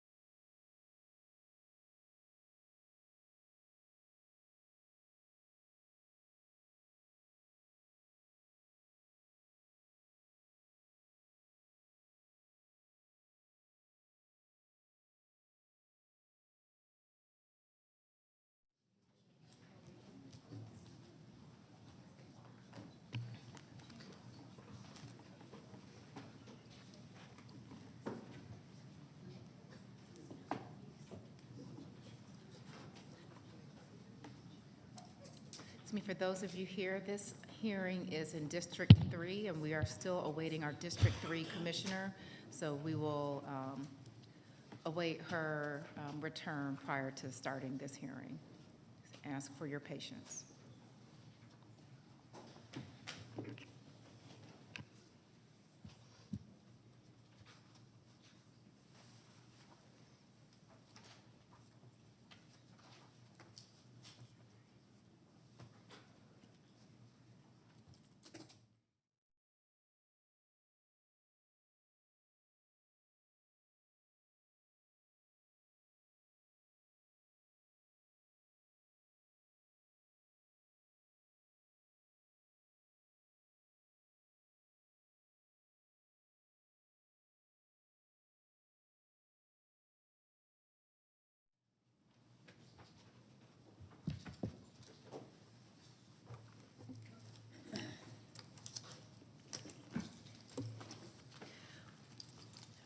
Welcome back to our Board of Commissioners meeting this May 14th, 2024. We have an appeal hearing under our Community Development tab, and I'm going to turn things over to our county attorney to begin our hearing. Thank you, Chairwoman. There is an appeal, you're correct, there's an appeal hearing that's before the board, which is the last item of the agenda. This is an appeal from the License Review Board. The presentation of the case would be made by Sam Hensley and the Business License Committee, and then representing the applicant. Sir, if you would walk up and introduce yourself too, just for the board be familiar with who you represent and your name, please. Yes, thank you. Mike Familetti here, attorney for Wang's Feet, and Jason Wang. Thank you. And Mr. Wang here with you today? He is. He's moving his car. Sorry, he'll be any second. Okay. He's been here all morning. Okay.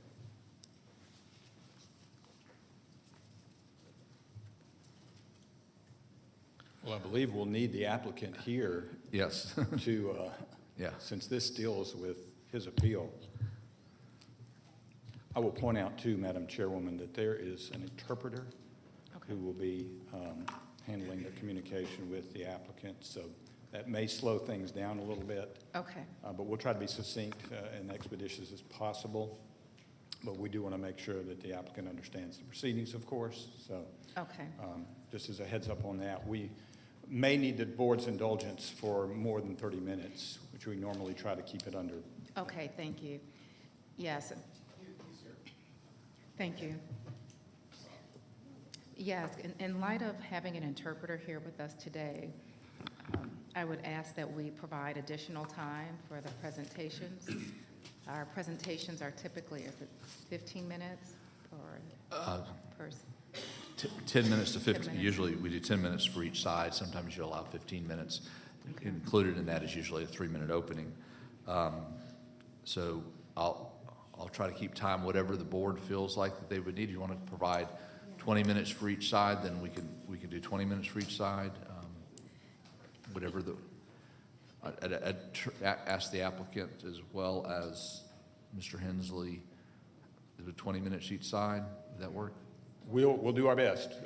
I've got 3 witnesses that okay. have some very important information that I think the board needs to hear. But again, we're cognizant of getting it out succinctly. So. Okay, I think we need to, one, just honor the fact that we do have an interpreter and provide an opportunity for all parties to be able to hear and understand what is being communicated, which to me would at least double the amount of time. Okay. So I would just ask for the board's sensitivity with respect to that, and indulgence with respect to that. With respect to there being additional witnesses, Bill, I'm going to lean on you to help me determine should more time be allotted for that, because if we allot one side more time, we'd have to do the We have to do the same, but if Mr. Hensley believes he could present the 3 witnesses. And remember, whenever, and I'll set this out clearly for the attorneys to understand too, when they're on direct examination by Mr. Hensley, it's on his time. When they're on cross-examination by Mr. Fulhardy, it's counting against your time. likewise for each witness on the other side too, so. Okay. All right, I'll Understood. just lean on you, Bill, again, to help us be honest with time, and should we go over, I see the timer is being set to 20 minutes in front of me. Should we go over, I'll just ask for consideration for more time if it's reasonable. Yep. I'll turn things back over to you. Thank you, Madam Chairwoman. Good morning. Good morning, Commissioners, Madam County Manager, Mr. County Attorney. I am Sam Hensley, Jr., the Attorney for the Business License Division of Cobb County. As Mr. Rowland said, we are here today on an appeal of a denial of an application for a renewal of a health spa license for As Good As Me, LLC, doing business as Wang's Feet, located at 840 Barrett Parkway, Suite 110, Kennesaw, Georgia, in unincorporated Cobb County. Mr. Jinying Wang, licensee, I hope I pronounced that first name correctly. I think he also goes by Jason. This application was administratively denied for the Business License Division, or by the BLD, for multiple violations of the Cobb Code of Ordinances, Section 78, governing health spa businesses. In the interest of time, I'm not going to recite those violations now, but I will allow Alicia Webb, the Business License Division Manager, to go over those in just a moment. However, I will say, among other violations, Wang's Feet was cited multiple times for employing massage therapists who did not hold a state license, a state massage therapy license, in violation of Cobb Code 78-294, in addition to state law. Madam Chairwoman, I have a set of handouts that I want to distribute at this time, which Mr. Familetti, the attorney for the applicant, has not objected to. I have copies for the clerk, for each member of the board, and for the county attorney.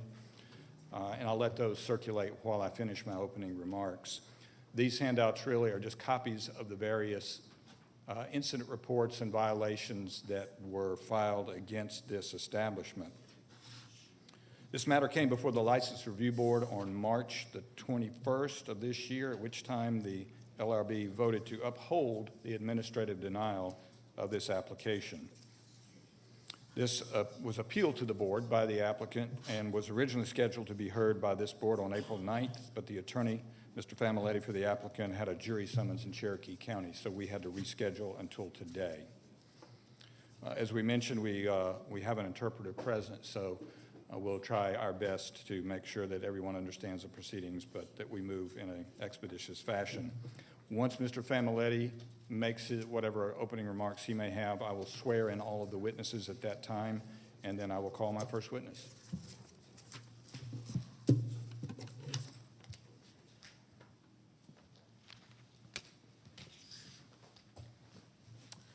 Thank you. In the code, there are mitigating and aggravating circumstances and these type of things.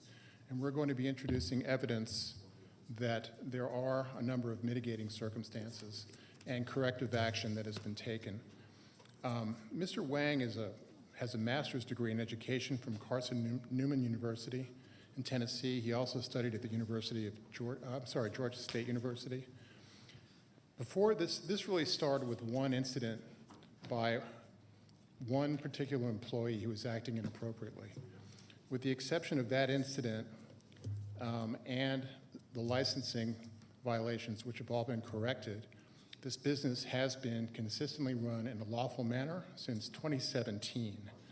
Mr. Wang has owned it since 2021 when he got it from his ex-wife. He has a training program in place where he trains potential employees. He's always made a good faith attempt to follow the law as he understands it.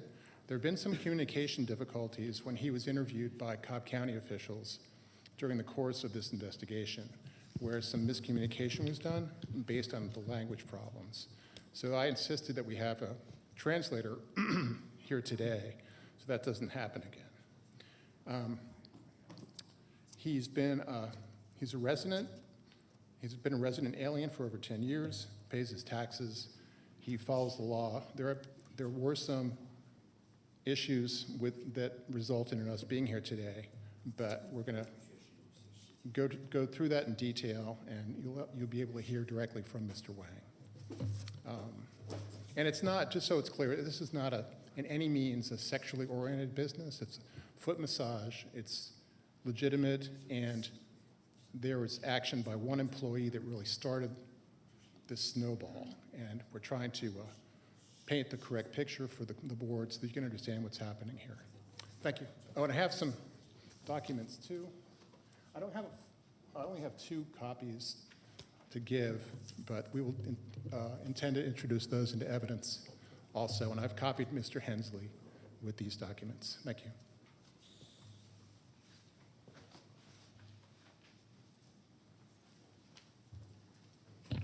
At this time, Madam Chairwoman, I'd like to swear in all of the witnesses who may be testifying in this hearing. If you'll be testifying in this hearing or may be testifying, would you please stand and raise your right hand? Do you swear or affirm the testimony you're about to give before this proceeding shall be the truth, the whole truth, and nothing but the truth? If so, say, I do. I do. Thank you. You may be seated. Mr. Hensley, if we could have the translator also be sworn in, and if he would come up and state his name. Yes. And that he would be translating as faithful interpretation. So. Do you wish to administer that oath, or do you want me to? No? Yeah. Yes, come to the lectern, please. Sir, if you please state your name. Yang Chao. Sorry, what was your name again, sir? My last name is Chao, C-A-O. Okay. All right. Do you swear or affirm that to the best of your abilities you will interpret without editorialization from Mandarin, I believe it is, to English and English to Mandarin in the proceedings here today? Yes, I do. Thank you very much.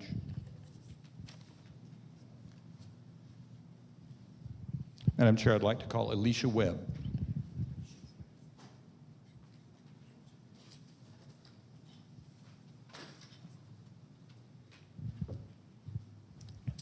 Good morning, Board, Chairwoman, County Manager, Alicia Webb, Cobb County Business License Division, Division Manager.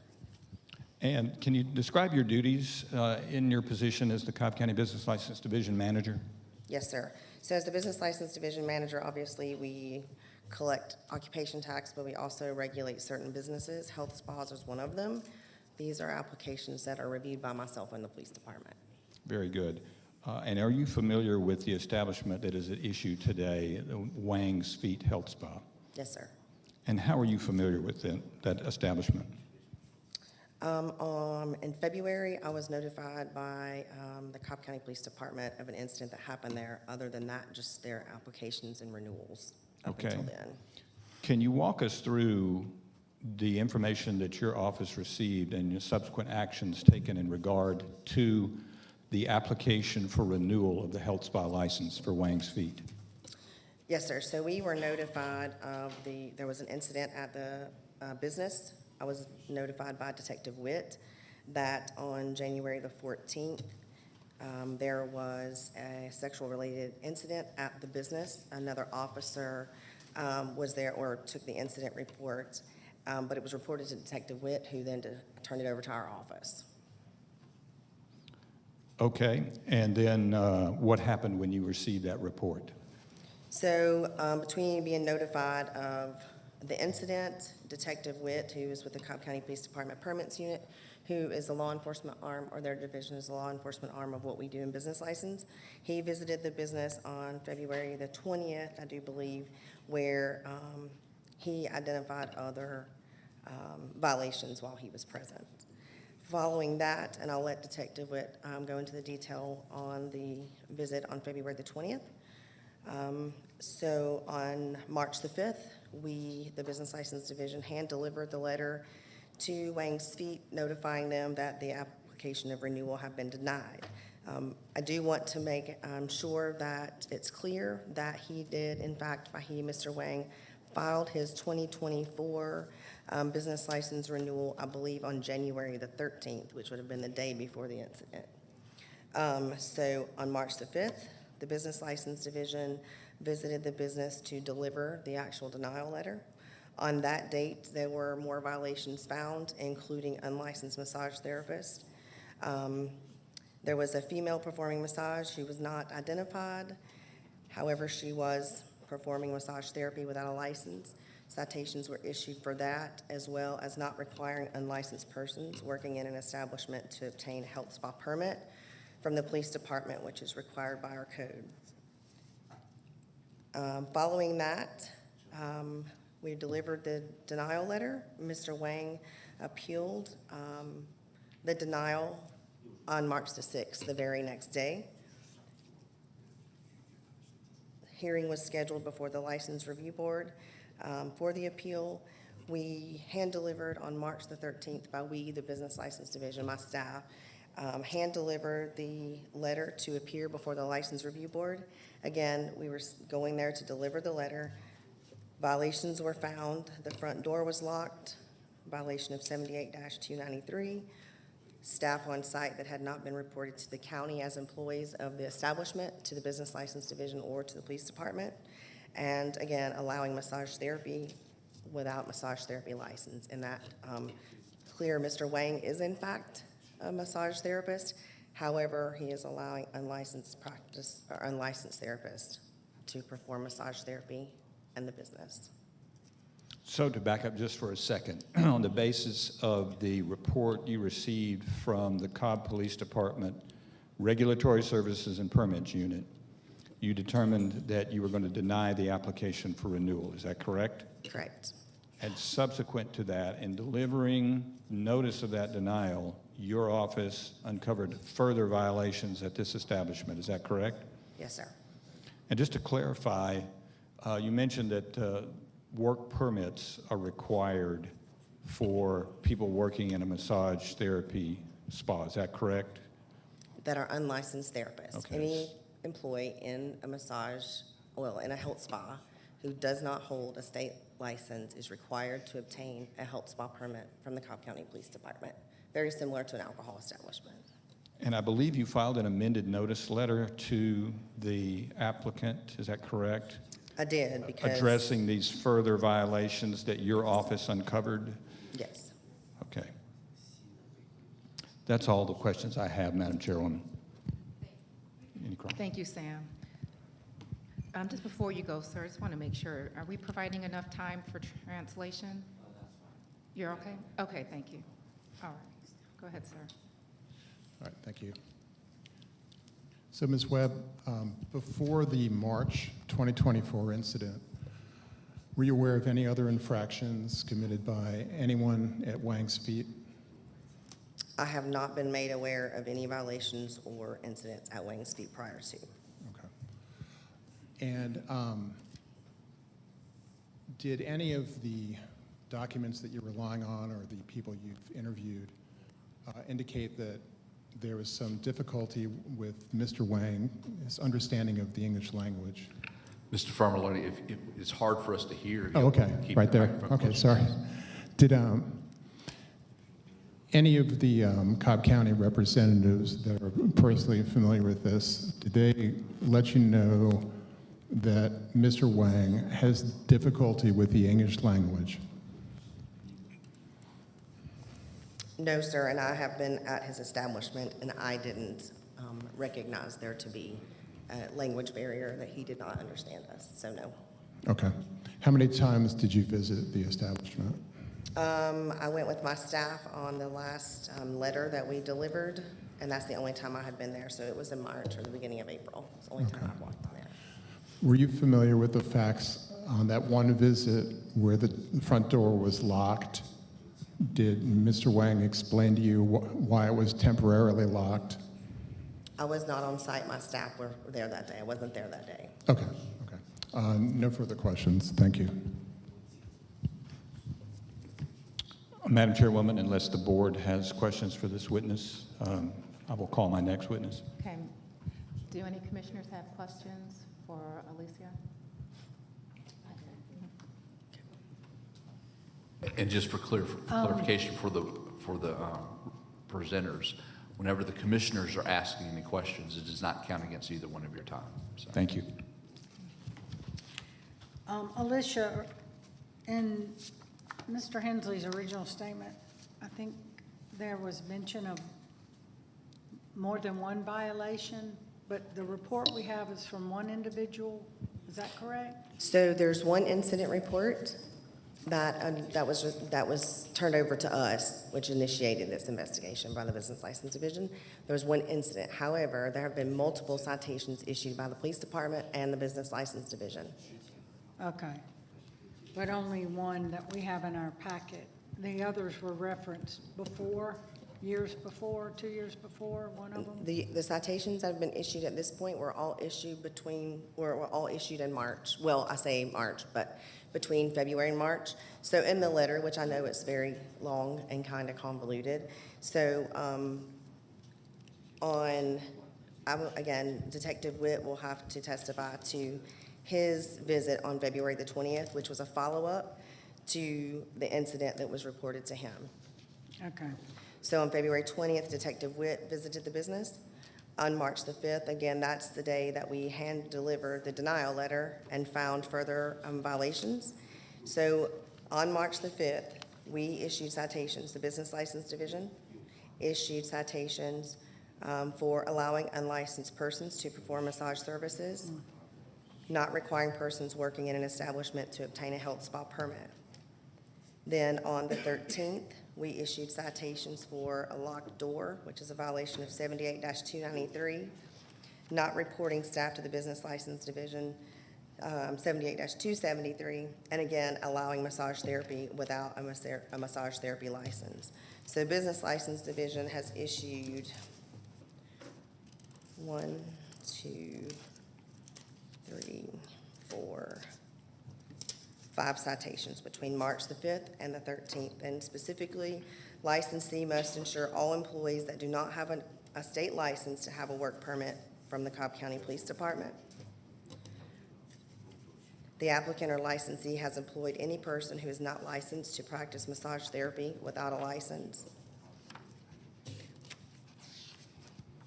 Again, those were on March the 5th. On March the 13th, applicant or licensee employing persons who are not licensed to practice massage therapy without a state license.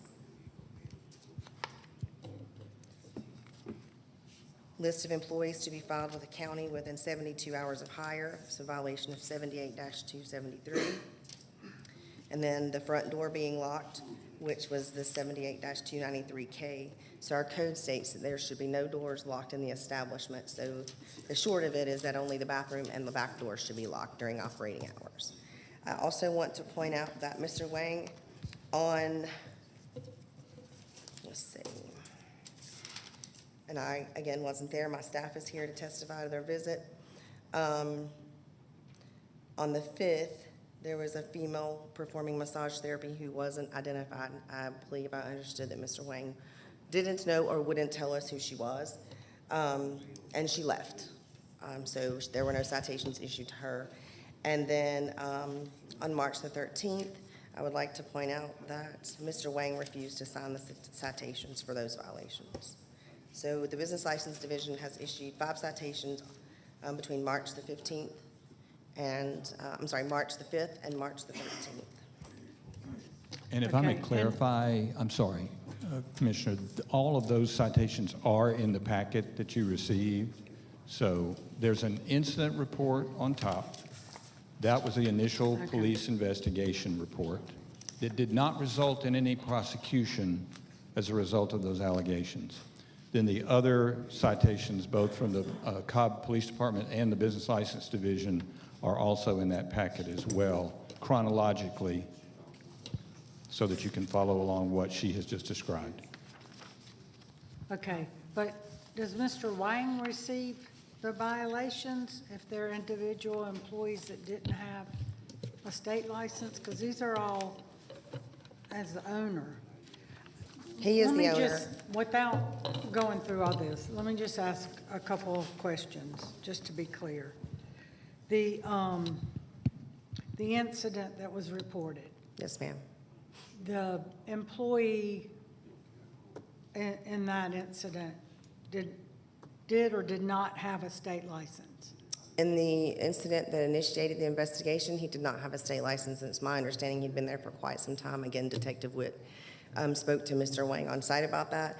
My understanding is that he had also been employed there for at least 2 years, performing massage therapy without a state license. And what other employees did not have a state license, or was that person the only one? No, he's not the only one. Detective Witt, upon his visit in February, found other unlicensed therapists, and then following that, we did the same in March. So the short of it is that each time we visited the establishment, there's been an unlicensed massage therapist on site every time that we've gone out there. And But again, not necessarily the same one. no, not the Different same one, ones. different ones. Do we know how many in total were not licensed? I don't know how many in total. Looking at, I don't know how many Detective Witt has encountered, but I believe that we have encountered 3, if not 4. Okay.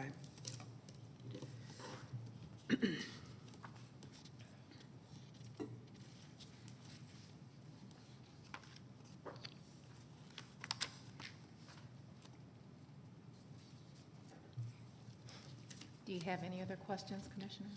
No, but Okay. I thought she was looking up. Okay. No, I thought Commissioner Sheffield had Commissioner, questions. go ahead, Commissioner Sheffield. I just have a follow-up question going back to the Cobb County interpreter. And there was a question posed to you with respect to whether or not a Cobb County interpreter accompanied you for these citations or violations. No, ma'am, we did not have an interpreter with us.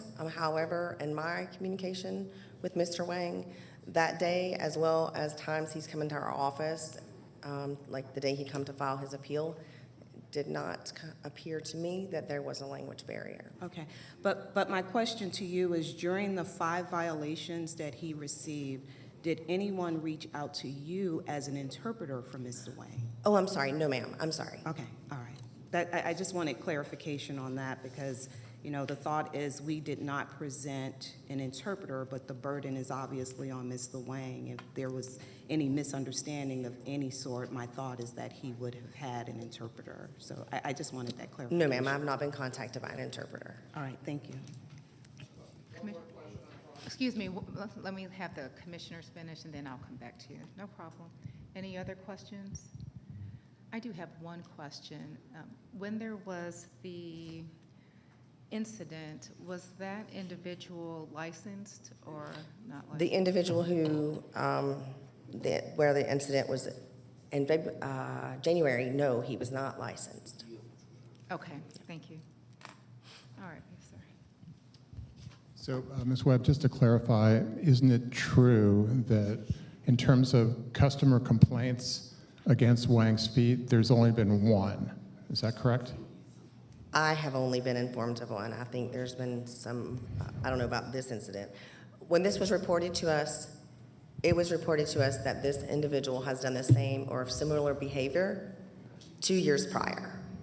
So to say that it was reported to me, Objection, no. that's not what I'm asking. We can talk about that. But are there any other customers besides the one that we all know about that you're aware of that has To the complained? Business License Division, no. Okay. And did this customer complain against Mr. Wang personally or one of his employees? It's my understanding it was against the employee who, and her, but also in speaking with Mr. Wang. Again, objection. So, Okay, are there any follow-up questions? Yeah, just an observation, you're probably thinking the same thing, regarding there just being this one incident reported. As I'm going through the investigation report, there is a note here that Margaret, the person who was allegedly assaulted, spoke with the owner. And it reads here that the owner told Margaret that the therapist did the same thing about 2 years ago, and he advised him to stop. So this may be the only incident that we were made aware of, but based on the owner's own admission, he is aware that there have been other incidents at this location. yes, ma'am, that is what's in the police, in the incident report. Okay, thank you. And I think as other witnesses come, she can only testify to what her knowledge is, and so when Mr. Hensley presents the other witnesses, there'll be other information related to that. Right, and I understand, but, you know, from what I'm hearing, it's like there's only been one incident reported. Like that was the only occurrence of this type of behavior. And I just wanted to draw attention to the investigative report. Okay. Commissioner Gambrell? As far as the therapist that is referenced in this report, because I'm guessing the business license has inspected and required these documents each year for him to renew, correct? Mr. Wang is required to renew with us each year and should be filing a list of employees with us each year. So this employee that is documented in this report, was he licensed 2 years ago, or was he not part of this, listed as a therapist doing business there? I don't believe this individual has ever been a state licensed massage therapist, so he should not have been touching anyone. All right. Commissioner Richardson? Is Mr. Yee Soon still working at that at the establishment? It's been reported to us that he was fired after that incident. Thank you. Commissioners, do you have any other questions? Thank you, Alicia. Thank you, Ms. Webb. I'd like to call Detective Bruce Witt to the stand.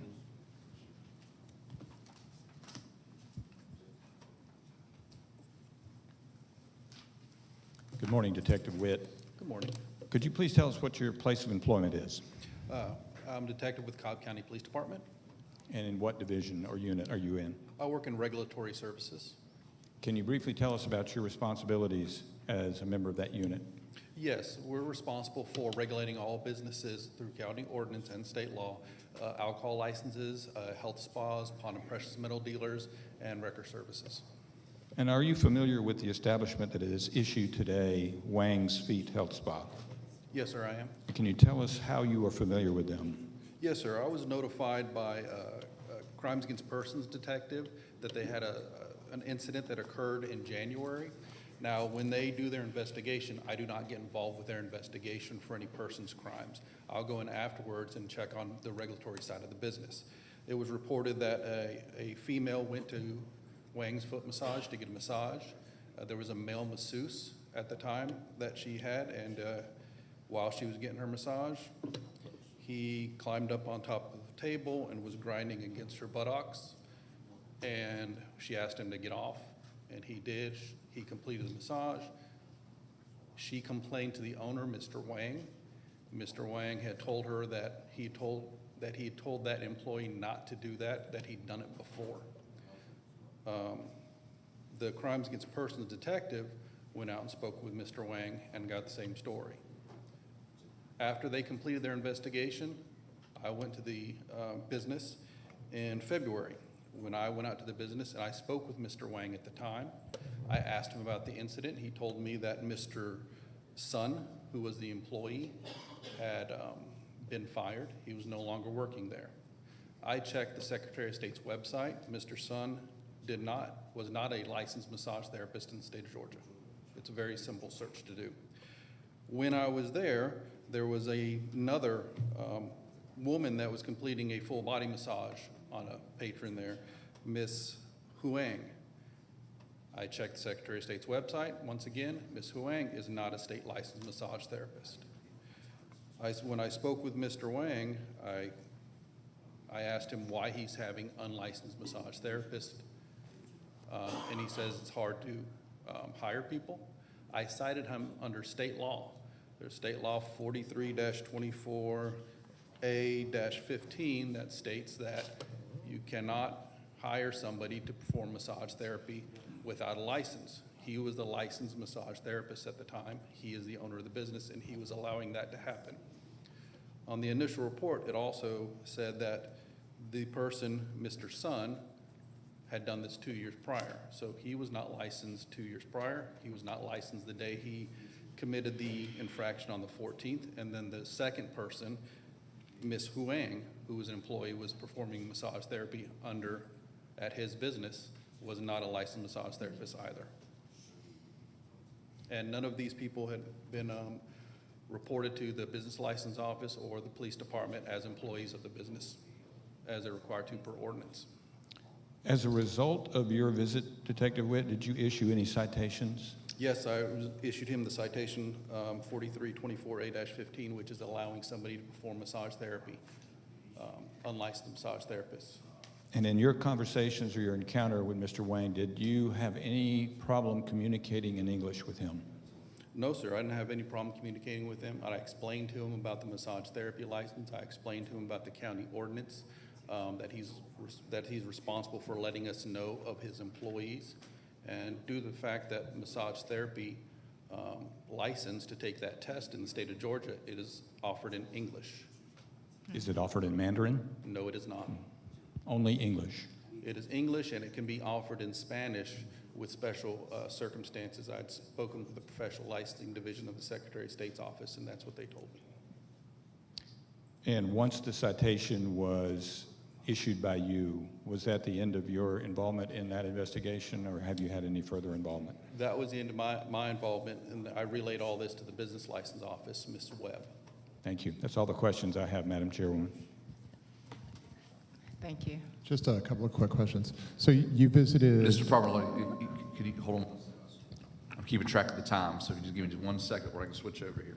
Sorry.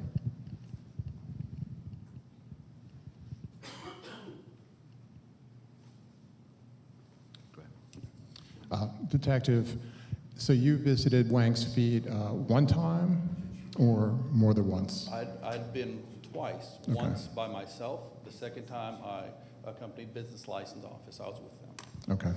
And did Mr. Wang explain to you that Mr. Sun had been fired? Was that on the first time you visited? Yes, he did. Okay. Are you personally or professionally aware of any other complaints by customers or any other people against Wang's Feet besides the one complainant here? There was no other reports in our record of admin system besides the one that was reported on 114. Okay. And that's all I have. Thank you. Yes, sir. I'll yield to the board if you have any questions, Madam Chairwoman. Thank you, Commissioner Richardson. Hi there. To the best of your recollection, approximately how many masseuses were located at the establishment when you visited? In the times that I went there, from the first report to the second time I went there, it was 2 separate massage therapists. Neither one of them were licensed in the state of Georgia to perform massage therapy. Okay, and to your knowledge, are you aware of any licensed therapists that he has at the establishment? Not Besides himself? Not at that time. Besides himself, we'd had no record of any other massage therapist at that location.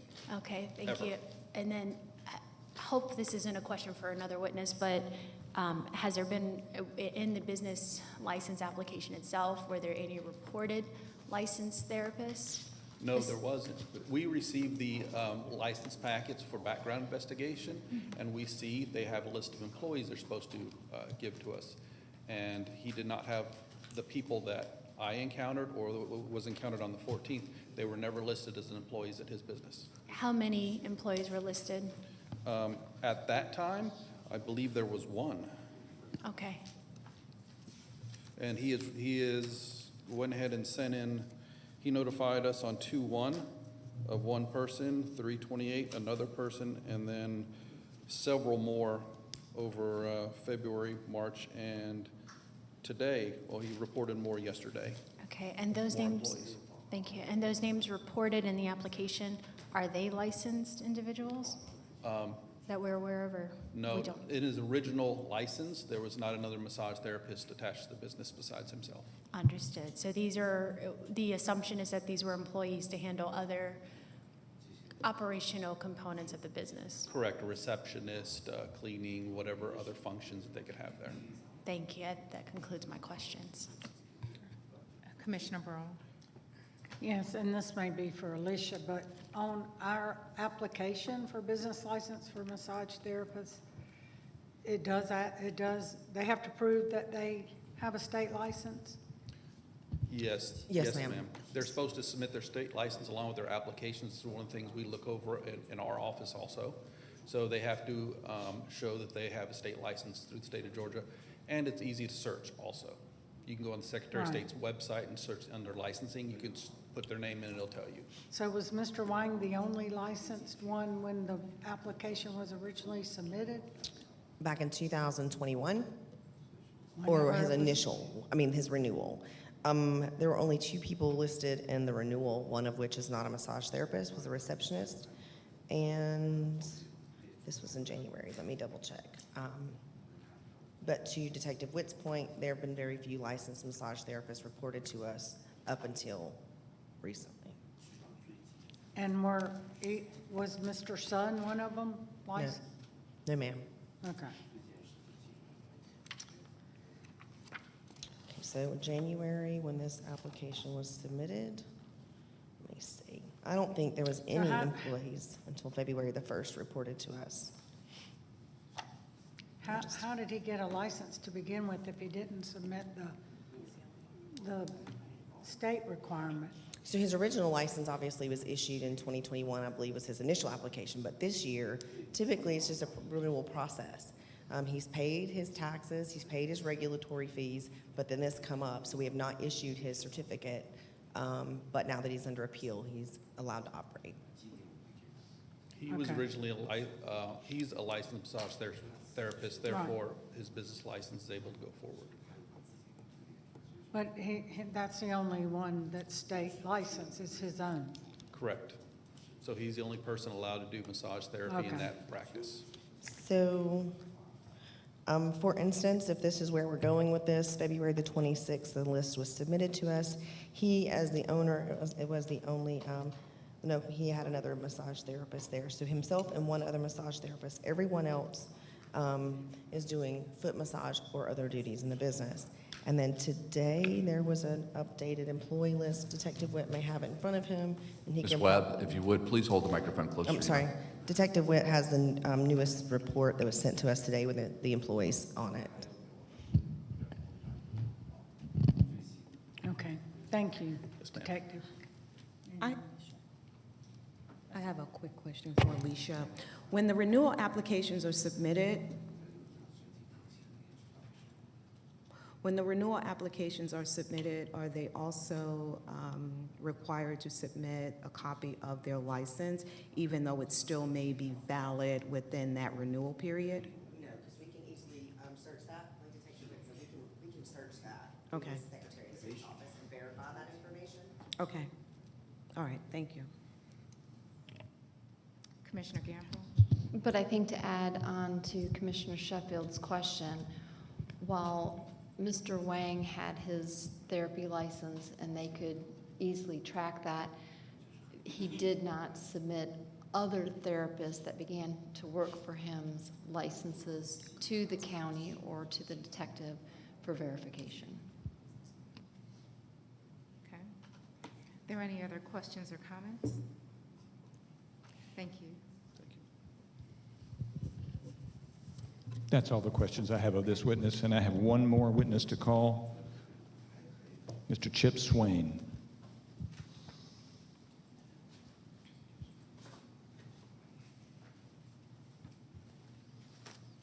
Good morning, Mr. Swain. Good morning. Could you please tell us where you are employed? I'm employed with Cobb County Community Development Business License Department. And what are your responsibilities in that position, sir? Distinctively to monitor businesses in Zone and District 3, make sure that businesses are compliant and up to date, the business license. Mr. Sweeney, I'm sorry, I know you're answering questions from Mr. Hensley, but I need you to talk into the microphone, please. Okay, sorry about that. My primary duties are to monitor businesses within Cobb County's District 3, ensuring that all businesses are up to date and following county code. Would that include health spas? Yes, sir. Are you familiar with the health spa Wang's Feet that is at issue today? I am. And how are you familiar with that establishment, sir? It was presented to us to deliver was presented to me as the compliance official to deliver the letter on March the 5th for the denial for Wang's Feet. Okay. So the application for renewal of its license had been denied. Correct. Who makes that decision in the Business License Division? My supervisor, Mrs. Webb. Okay. And then you're assigned to deliver that to the license holder, is that correct? Correct. And when did that occur? When did you deliver that license notification? Yes, sir. I delivered that license notification on March the 5th, approximately 1:10 p.m. Okay. And tell us what occurred when you made that delivery of that notification. So upon my arrival, we had already made preparation for the police department, Cobb County Police Department, as well as one of my coworkers to attend this visit with me. So upon arriving the business, we noticed that everyone was there on accord. Once entering the business, we noticed that one of our employees, which was one of my compliance official employees, he also noticed, as well as I did, that there was someone else in the business. As I talked to Mr. Wayne, he walks through the business and we noticed that there's also someone massaging someone on one of the massage beds. He also have, they say massage, they also massage feet, but they also have beds in there. So we noticed that this lady was actually massaging someone on the shoulders, but we noticed that Mr. Wayne was kind of nervous, so he ran over to the lady and he said something. With the four of us in the establishment, this lady breezed right past all of us and just leaves the establishment. So at that point, I let him know that there must be a violation. I asked him who this lady was. He did not inform us who she was. So at that point, we began to go through the SPAR, look for any other violations, and we decided to go ahead and proceed with writing the 2 citations that day that you may have before you, which is 78-2946 and 78-299. And after writing those citations, we had Mr. Wayne presented with the letter of denial. He signed the letter. We presented it to my supervisor once we got back to the office. And just to clarify, Mr. Swain, 78-294, Section 6 involves employing a person who is not a licensed massage therapist practitioner. Is that correct? Correct. And 78-299, Section 9 requires that any employee who is not a state licensed massage therapist be administered or be given a work permit by the County of Cobb. Correct. Did you have another opportunity to visit this establishment after March the 5th? Yes, sir. On March the 13th, I was due to return and deliver another letter. Due to the fact that the citation had been written, we had to amend that letter. So with the amendment letter, we returned to the establishment. This time, I returned with a female coworker. And once we approached the business, we noticed that for any reason, this door is locked. I have no idea. But once we get there and we knock on the window, I immediately called my supervisor, and it appeared as though the establishment was closed. So we spoke with my supervisor. My supervisor stated, well, just bring the letter back. And by the time she said that, he actually came from behind the establishment doors. So in those doors— Who is he? Mr. Wayne. Mr. Wayne came from the establishment doors. There's a barrier behind the front entrance of the lobby of the door with a door on that actual wall. So once you look into there, it's just an open space. To give you a visual, just imagine if I walk to where the attorney is right now, but there's a door, but on the other side of this, you have a lobby area. So you have no idea or can't see anything other than that. So he comes through that door and he opens the door. And once he opened his door, I immediately tell him that's a violation. And he started to explain to me and tell me that, well, I saw you on the camera. I saw you on the camera, and I just wanted to keep people from coming in and out of my business. And I explained to him, I said, well, this is your business. That's what they do. They have to come in to receive services. He gave me every kind of excuse why he felt like he should keep his front door locked. And I said, you cannot do that with the SPAR. So at that point, my coworker, I had her to walk through to see what was going on. She followed me, Mr. Wayne followed her, and evidently she saw a young lady back there performing a massage on someone. He whispered something into her ear, and they came back up front.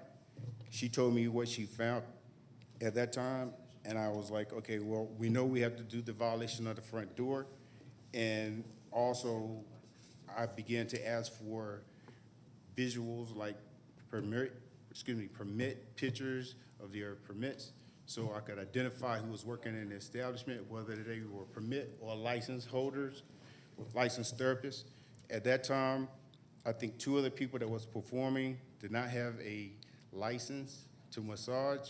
So at that time, I wrote the citations that you have before you on March the 13th, which is for the front door being unlocked, which is 78-293, 78-294-6,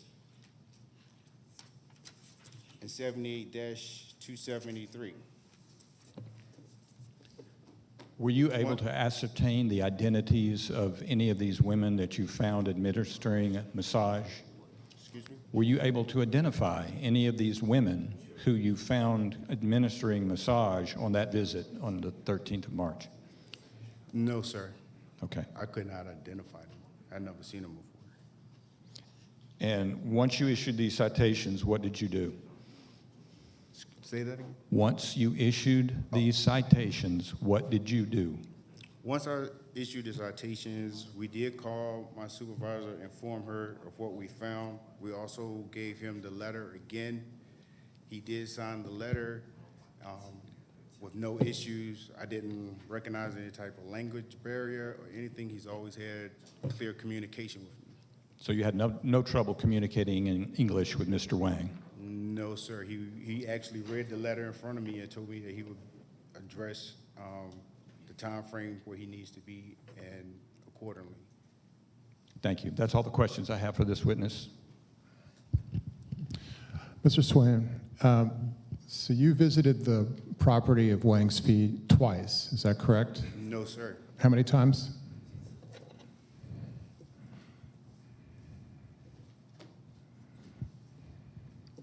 I visited that location 6. 6 times.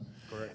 At every visit, did Mr. Wang give you access to the property? Did he ever refuse you entry? Let me put it that way. Yes or no? Directly? No, just, were you ever refused entry into his Yes. business? When? I was refused entry on March the 13th. So I thought your testimony was that you went in there on the 13th. But I couldn't go in as an open door policy. Okay, so when you went in, it was initially locked, but then he let you in. Correct. So that means you weren't refused entry. If I can't get in, I'm refused. Okay, but you got in that day, and you got in the day before. Correct. Okay.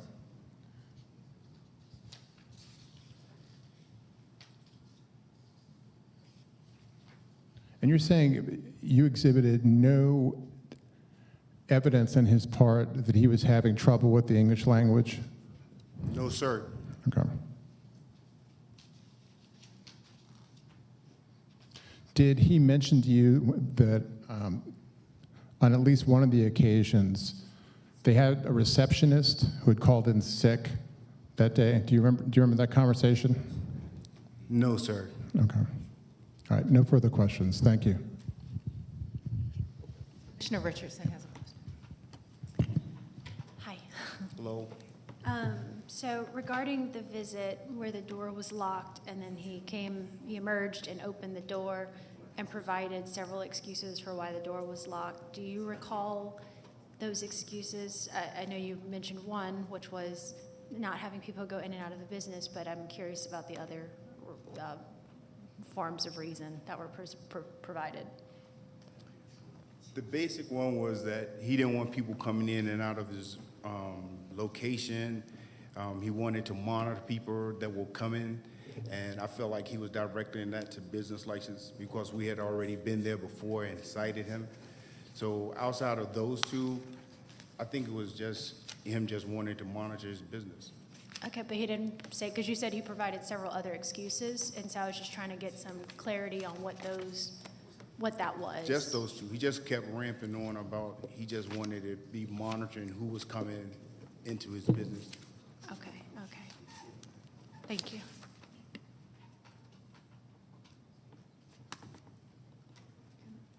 Yes, Commissioner Burrow. Thank you. How many employees did you see when you went in? On which occasion? Pardon? On each occasion, I may see a different amount of employees. I would say the first 3 visits that I went there were a different employee or a different permit holder or a licensee on premises, including Mr. Wayne. We have an updated list. Every time I go, I would have him to send an updated list, in which I think you may have a copy of from probably February. So from February to March the 5th, once I started touching this case on March the 5th, every time I visit his location, I would have him to immediately update his employees list, because I would find someone new. And there was on the occasion where I went there with my supervisor, it's almost like I had to beg him to update the list, and we pretty much let him know if it's not in our hands by the following day, that we were gonna find a way to come back out and cite you again for not updating your list, informing us who actually works in your establishment. Okay, but of the list that the attorney for Mr. Wang submitted to us, the list of employees on here that was submitted on March 13th, I think this is the only copy we have. And I don't know if the clerk can have him look at this. Do you know how many of these employees were state licensed? It would say it on this form.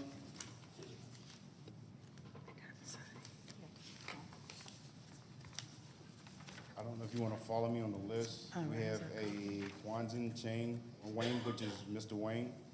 We also have Zua Zah. Sorry. I see they're attached. I'm sorry.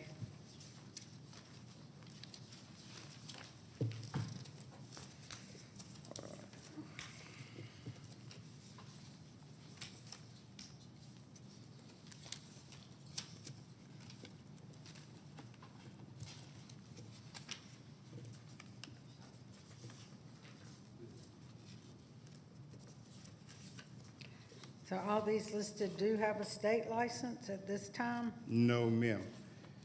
The ones that you have there in front of you is going to say massage therapist on the further outside of this. Mm-hmm. And then you're going to see the ones that are, say, foot massage. Those are not licensed therapists. They are permit holders.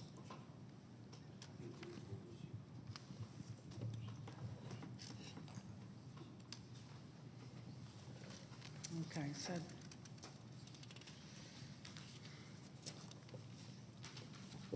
And do we know if these folks are still employed here?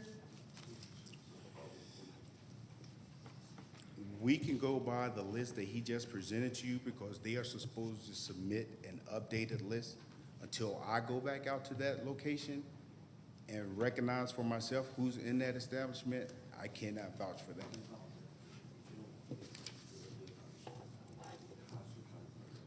Okay.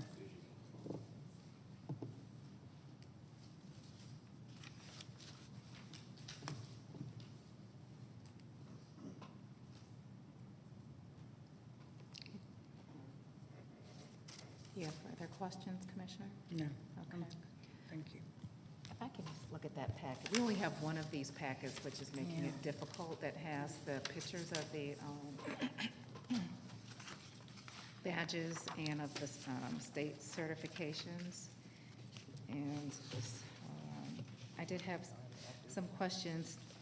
On this initial list here, it has people listed along with their positions. There are 3 persons that are listed as massage therapists, and then 1, 2, 3, 4, 5 who are listed as foot massage workers. Is that a current list? What's the date on that? May 13th, 24. That's today's date. They probably submitted that list currently, like this morning or yesterday. So Okay. until I physically go out there and pay a visit to see exactly who's in that establishment, I can't go by this. Okay, so in this packet, I'm seeing 2 persons, 3 persons who have a state license for being a massage therapist, where the license was initially issued for one person 2018, another 2013, and another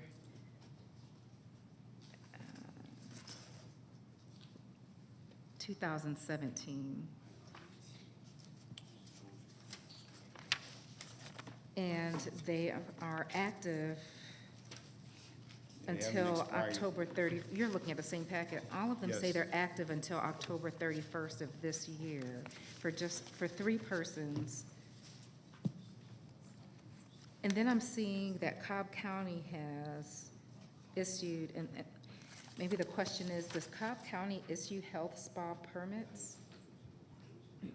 No, that's Cobb County Police Department. They have to go to the Cobb County Police Department to actually get the permit. That's Okay. not issued through business license in I Cobb see. County. Okay. And you only need, can you help me distinguish, you only need a permit to do the foot massage, and then you need a license to do The massage? body massage. The body massage, okay. So then there's some, I guess, issue of fact of whether or not those who were doing the massages actually were the therapists, and then if those doing the foot Correct. massages had permits, which, again, issues a fact of how you identify that when you go on site and who's doing what. Correct. Okay. Normally, the foot massage isn't gonna be on the bed. I received that. Right. I received that.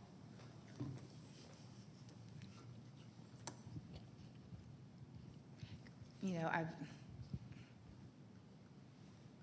maybe a bit of external evidence. I was looking because it says Wang's Feet, but they provide, it's Wang's Feet and body massage. Right, so they do provide both. Correct. But when you go into the business establishment, are you able to identify? Yes, so help us understand how you identify if somebody's getting a foot versus a body massage. Correct.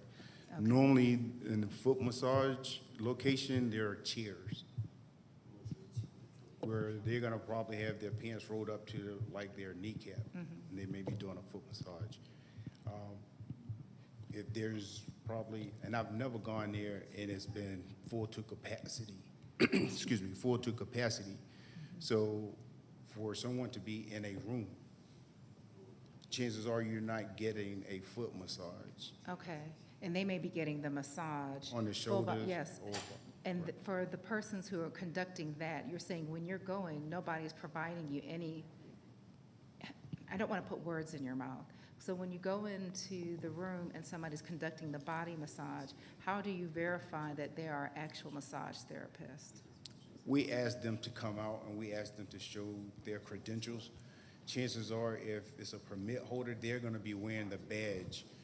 What you see in this packet, that's their permit. They're gonna Yes. have that clamped on them, pretty much like I have wearing my badge. I see. The massage therapists, they're supposed to be posted on the wall in the facility. When we walk in, we should be able to go in and identify who are the therapists here without I having to receive pull that. them out of the room. I But see. chances are, based on my experience with talking with Mr. Wang and I guess to some degree feeling uncomfortable and not wanting to share the whole truth, I end up asking for more information on who's here. I see. And they start providing the identification or not providing the identification that's required for the job that you're doing.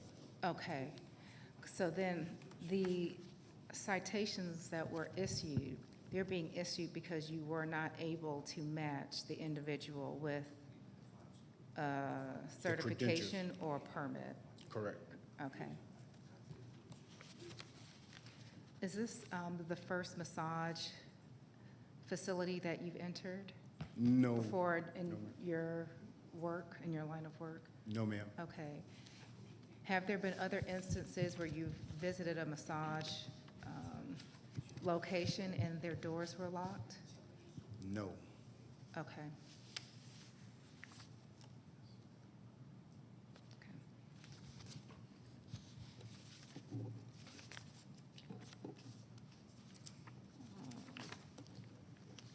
All right, those are all the questions that I have. Commissioners, do you have any other questions for this gentleman? Thank you. Madam Chairwoman, if you would like, I could recall Detective Witt to elaborate a little bit more on the differences between a foot massage and a body massage. Okay, sure. Thank you, Mr. Swain. To do so, if we may, if we can get a little more direction regarding the time frame. Okay, help me The understand. the presentation for the 20 minutes is now up. Okay. Mr. Wang has about 12 minutes left. Yes. So if we Oh, can, okay, that's the clock I'm looking at. I'm sorry, I didn't realize their clock had run. so, Okay.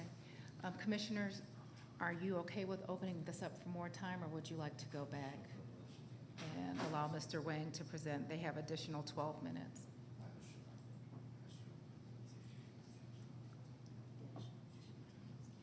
Pardon? Well, I mean, okay, so this would be a part of additional testimony or just the Correct, questions? they're out of time. Well, you're right. For our questions, that wasn't supposed to count against the time, correct? correct, but Mr. Hensley was going to direct. If you guys want to call him up here and you want to ask him questions, then it does not I go see, against but his time. because he suggested it, Yeah. okay, that would count Right, against right. time. I Okay, see. thank you for clarifying. Thank you. Okay. Okay, may I call up the witness to ask clarifying? Sure, questions? or you can give each side additional 10 minutes. Thank you, because Mr. Hemsley's not initiating the questions or Right. feedback. I had some clarifying. All right, it would help me to have some clarifying answers to my questions regarding both the massage certification and the foot permit. Yes. I don't know what it's called. I'd have to look back at the license. People that massage the feet, they have a permit. Any other employee that's not a state licensed massage therapist, any other employee or a state licensed professional has to have a permit through the Cobb County Police Department's office. So anybody conducting work on a person has to have some type of permit or license. Anybody working at all at the establishment that is not state licensed has to have a permit. Okay, and that's issued by Cobb County. Correct. Are they supposed to wear their permit at all times? The county ordinance states it has to be available for inspection upon demand. Okay, on demand. Okay. All right, and the licenses, do they, what are the requirements for the license being made available? They're supposed to be available for inspection. Most places have them posted up on the wall. There are some places that I've went into that the massage therapists themselves will produce it. They'll have it laminated in their wallet if they're traveling there to work. Okay. But All right, and as you were conducting your investigations, were you able to identify the persons that were brought to your attention with an accompanying permit that was issued by the county? not just in this, but the multiple times I've been to several other massage establishments, it's very easy to tell the difference between somebody doing a body massage or a foot massage. They're separate locations for them. If you walk into a massage place, a lot of places, they just have the chairs for somebody getting foot massage. They have the rooms where you lay face down where you get the massage. When we attend and when I went to this establishment, both times, or the time that I went that he was cited, was there was somebody in there face down with a towel on that was getting a full body massage. Another way you can tell is they have a record of treatments they're required to keep per Cobb County ordinance that is supposed to tell you the type of massage and who's performing it. Okay, so there were at times a mismatch between what may have been on the record that was being inspected and? No, that's just a way, another way to tell, Another is way they're to tell. required to keep records of all the massages Yes. they perform. But when I went in the business, they were actively giving massage at the time. Okay, but you actively went in the business, and the business does provide massages, so tell me where the incongruence is, or where the issue is. if they provide foot massages and body massages, you go in there and see somebody being provided a body massage, can you let me know what the, Yes, the two different ways is we ask for the state license, which they're required to show to us, or we can look at the record of treatments that the documents that they're supposed to Okay. have. If it's just a foot massage, we can see they're sitting in a chair, we ask them for their permit, which they're required to have upon demand, and it's in the record of treatments. and they were not providing that to you? Correct. Okay. They didn't have them because when I asked for somebody's name, if they don't have their license, if they don't have it on them, I'm going to search through Secretary of State's website and it automatically tells me whether they're state licensed or not. Okay, so here, okay. I guess there's one additional thing. There, in this packet, there are some state licenses attached to names, but this is a list for today, a snapshot in time, not necessarily the persons that were present when you visited? Correct. Those are today's list of his current employees, not at the times that we visited them. Thank you. Okay. Yes, Commissioner Richardson. Yeah. So I just want to be clear, because there was a today's list that was 5/13, but that is dated January. And so I just want to be clear on the permits that are provided in that packet, that when you visited the establishment, no one was present that had, like, those individuals that were in the packet weren't at the establishment. When I went there, none of the people were in the establishment. There was, the person that I cited was not a state licensed massage therapist, and they were not recorded as an employee at the business, nor was the person in the original incident report ever reported as an employee of the business, and they weren't a massage therapist either. Okay, and so I guess I think I am fully understanding all the different pieces here. The one thing that I am missing is, who are the two people that had permits, and at what point did anyone ever find them or interact with them, or were those just forwarded over as images of employees? And When we go in and do an inspection, if somebody has a permit, there's no reason to document anything because there's nothing being done wrong. They have their required permit to work there. Right, no, I know. I'm just saying, when I asked, I said, did anyone have any? And you said, no one had a permit on them. So I know it wouldn't be recorded as a citation if they had one. I'm just trying to figure out if there are two people that are included in the packet as a list of in the list of employees, where are those two people who did have permits? They could be off that day. Correct, They could correct. Be on a break. Correct. It's And no that's- different than the alcohol permit that we issued. Right, and so I was just curious if anyone had ever encountered those individuals that have been presented, considering we've, in total, amongst you guys, 6 times, once or twice, and once, so. The time that I went in on March 5th, there was a lady there that did have her permit. That did not? That did. That did, okay. I believe she's listed as the receptionist, if I'm correct on that. Okay, thank you. Are there any other, yes? Yeah, I Commissioner just have a follow-up question for clarification. The list of services, if you can confirm that that list was not provided to you. And the second part to that is for the person that is permitted or who were licensed at the time, did you receive a list of services for that permitted person? So, list of services is, when you walk in the business, that's just what they provide. Foot Okay, so- massage, 90-minute body massage, record of treatments. Record of treatment. Is yeah. what they're supposed to document. And when I went in there, he did have documentation of people's names and the services that were provided. Okay, okay. And with that, was there a masseuse assigned to a particular customer, or is it just a customer and the services received? Per county ordinance, they're required to put who provided the services also. But did that list have that on there? Well, they were in the middle of massage, so they could put it in beginning or end. I didn't know who was there before, but at the time, the person wasn't listed on there. The way I identified the person was I asked her for her ID and asked if she had a massage license. Okay. And she gave me her ID and she did not have a massage license. That's how I identified the person. Okay, thank you. Are there any other questions, commissioners? Okay, thank you. Thank you. Madam Chairwoman, I rest my case, although if I have any time left, I'd like to reserve that for rebuttal if necessary. Thank you.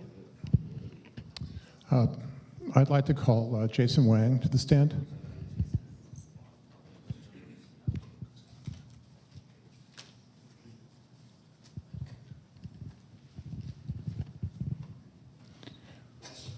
And Mr. Wang, remember that you are still under oath. Remember that? 知道不知道你现在还在誓言之下？你知道不知道你刚才宣过誓了，你还在这个誓言之下？知道吗？知道。Yes。 Could you state your name for the court, for the board, please? 你想把你的名字跟这个委员会讲一下？我的店的名字是吧？因为 the name of my store or my name。 Your personal name. 自己的名字，对。My name is Qingzheng Wang, and I speak English, but limited. That's the reason I have translator. And did I mention that to you that we've met a few times, and did I mention that I was having difficulty understanding you and you understanding me? Do you recall that? 我有跟你讲过好几次，在我们交流的时候，有好多次我都不能够听懂你的话，你也不能听懂我的话。我有跟你讲过这个事情，对不对？是的。Yes. Okay. So quickly, and your Americanized name is Jason, so I'll just call you Jason. When did you purchase Wang's Feet, the Wang's Feet business? 好，那我就叫你 Jason 好了。那你什么时候买的这个王氏足疗店呢21年。21。Okay. Did you buy it from your wife? 你是从你太太那里买的是吗？我的前妻。 My ex-wife. That's right, sorry. And did you work at it before 2021, or is that the first time you worked there? 2021年之前你在那里有上班吗？还是买了之后第一次在那里上班？我在那里做按摩师。I was a masseuse there. Okay. Previously. Let's talk about Mr. Sun, and this is the individual that worked for you that a customer complained about. When did you hire him? 我现在讲一下孙先生哈，孙先生客人要投诉他，你是什么时候雇佣他的？我记不太清楚。他是2年以前到我店找工作。I cannot recall the exact time, but he came to the store 2 years ago looking for employment. Okay. And was he Chinese also, like yourself? 他也是中国人吗？跟你一样？是的，是中 Yes. 国人。He is a Chinese. Did he submit any qualifications to you that showed that he was competent as a masseur? 他有没有给你提供任何的这个合格方面的这个文件，证明他是个合格的按摩师，可以进行按摩的，有吗？他给我看了一些中国的文件，他在中国已经做过。He was a masseuse in China. He showed me some Chinese documents. Okay. But these were not Cobb County documents, correct? 但是他并没有Cobb郡的这个文件，是吧 Okay.？No. Did lost my train of thought. Did you train him on employees before you let him work? What was it? Let me back up. What was your training process for all your employees? 你对你全部的员工这个训练的这个流程是怎么样子的？当他们来找工作的时候，我让他给我们的员工或者我做按摩。When they came for employment, I asked them to perform a massage on me or on one of our employees. Okay. So, and when did you notice, because I know testimony has been that that you were aware that Mr. Sun, a long time ago, performed an improper massage. Explain how that was done and upon whom it was done.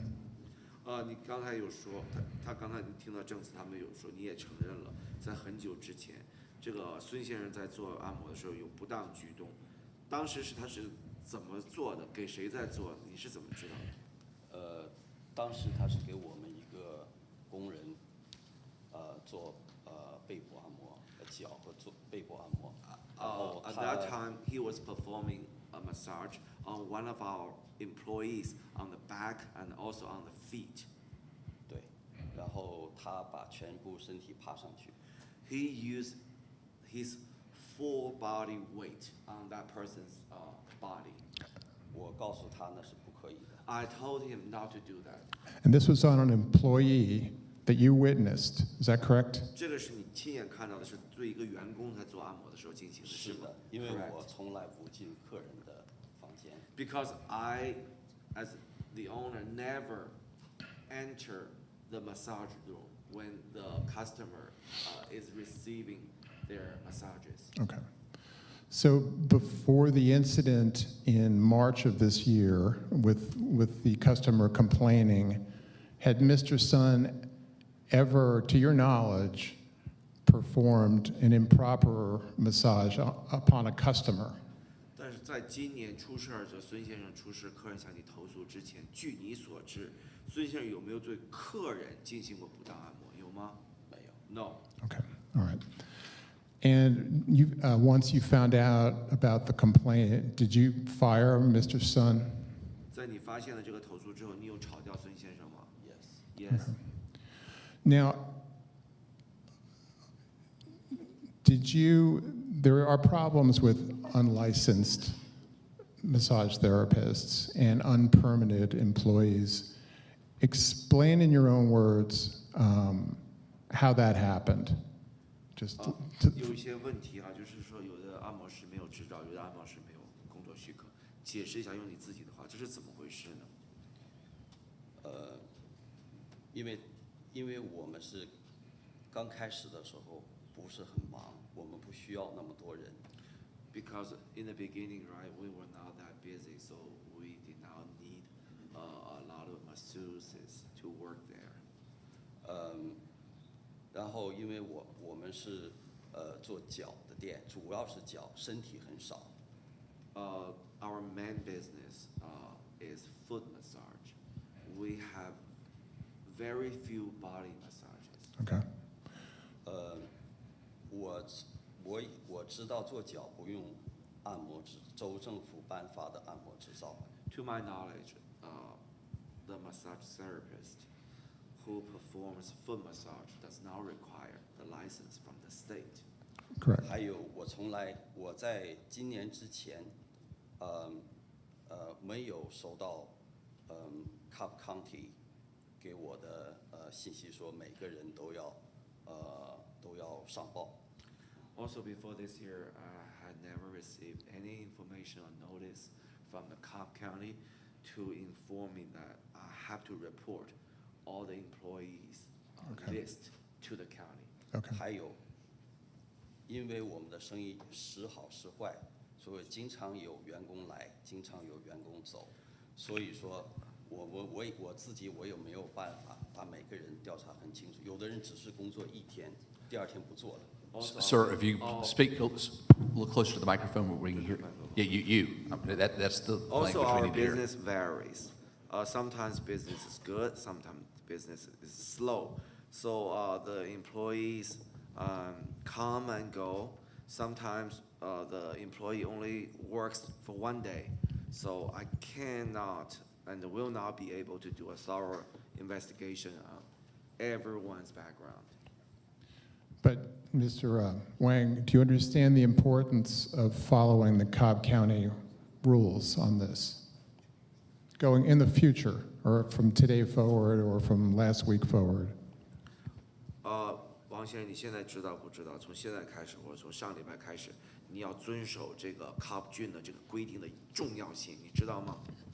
我知道，自从那几位先生来了之后，我都定期向 Cobb County report 我们员工的情况。Yes, I know now, and since the officers came to the store, I have been reporting and updating the employees list to the county. Okay. I'm going to show you this list. The board has been provided with that list. What is that handwritten list of employees? What does that describe? 这个手写的这个员工的名单，这个是什么？这个是现在目前在我们店里工作的人。Our current employees list. Okay. are all of your current employees, as of right now, permitted or licensed? 你现在店里所有的这些按摩的人，是不是都有州执照或者有这个郡政府的这个工作许可进行脚底按摩，是吗？是的， Yes. 因为我知道。Because I know now. What procedures do you have in place to ensure that there will be no future violations? 你采取了什么样的措施，确保将来不会再有违章了？我会认真按照县政府通知我的那样去做。 I will follow the regulations and the notice from the county very prudently and carefully. Why was your door locked? And do you understand that's not proper? 为什么那天你的前门是锁着的？这个是不恰当的事情。因为那一天我们的这个服务人员他生病了，而且我们全部工人都上工，包括我在内。 Because on that day, right, our receptionist was sick, and also on that day, all of our employees were working at the time, including me. 我把门，因为我不知道锁门是违反规定的。 Because I did not know to lock the door was a violation. 还有就是我锁上了门，其他的客人开不开门，他会给我打电话，或者是给我留言，然后就不会打扰我现在的客人，我很怕现在的客人被打扰。 If I lock the door, right, the customers would call me or left me a message, and I did not want my customers to be interrupted at the time. Okay. 还有，我那天看到这位先生来，我不是通过那个 camera 就是监视器，我是在门里边往外看，我就看到，我马上跑出来开门，我知道是他们来了，我是欢迎他们来，他们才可以进来的。如果我不开门，他们是不能进来的。我是认真合作的。 On that day, I saw the officer, and I did not see the officer through the video camera. I saw the officer from inside. I ran to the door, and I opened the door for him.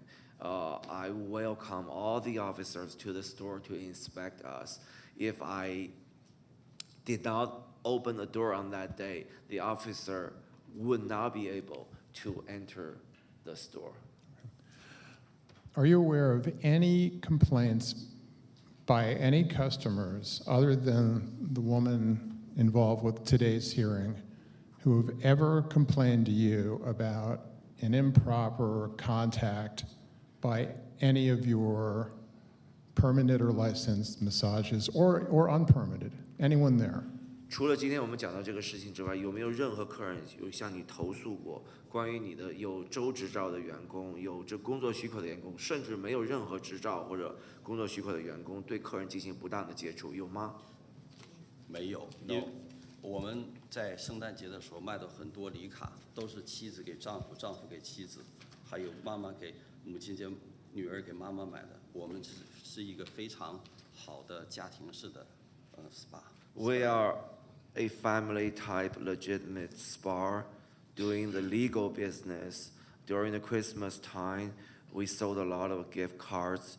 Husbands bought those gift cards for their wives, moms for their daughters, daughters for their moms for the Mother's Day. So our business is a legitimate family-type business. Okay.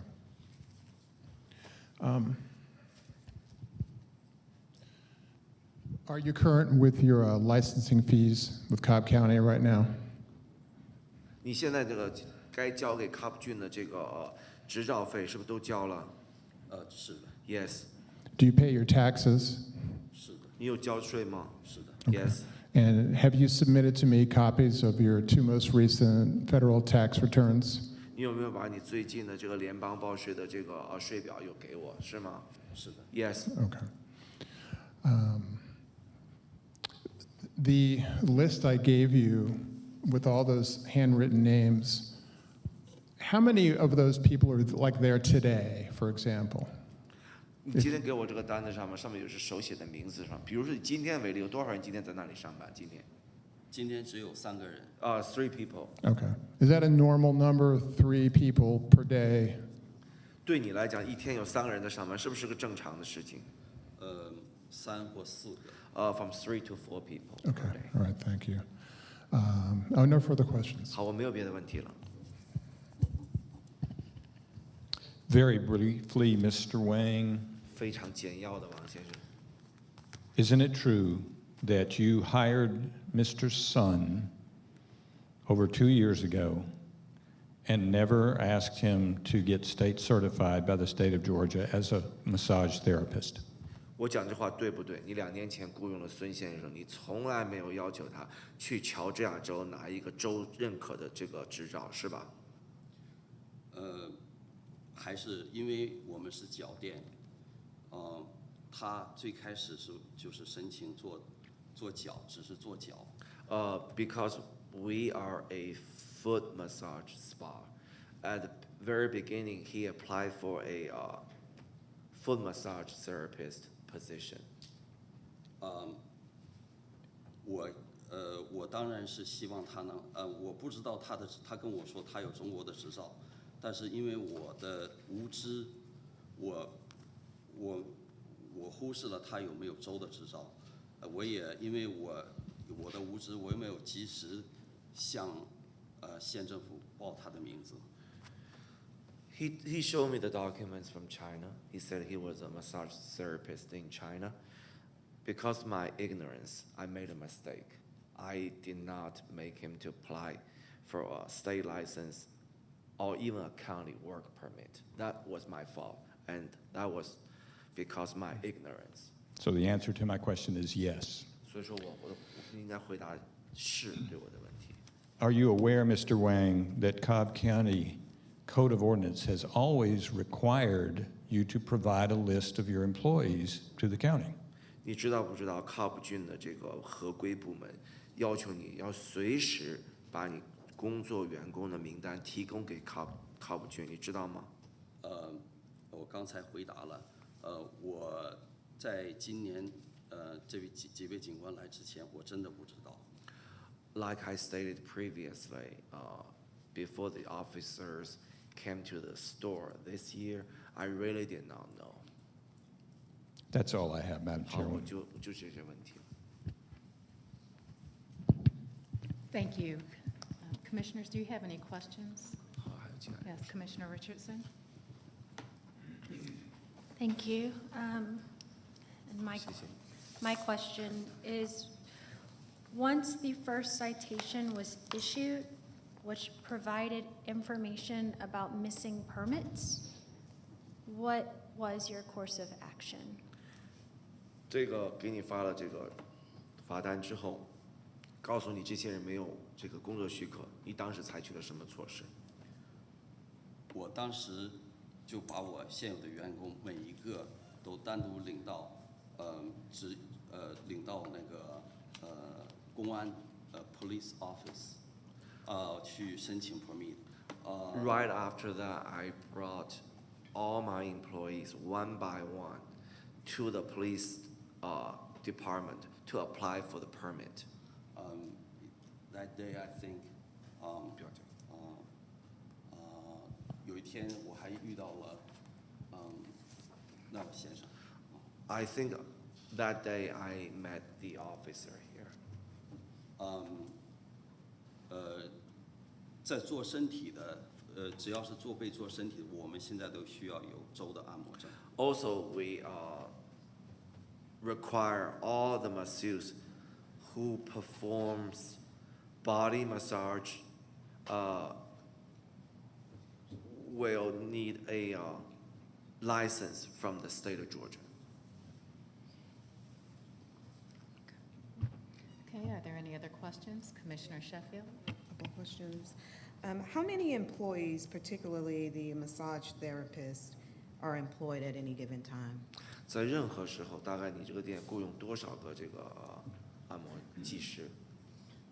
刚开始的时候只有我一个，因为不忙。现在因为我们有主要三个做身体的那个做背的房间，所以我们现在平时有3个按摩，就是有州执照的按摩师。At the very beginning, I was the only one because initially the business was very slow. But right now we have 3 rooms for body massage.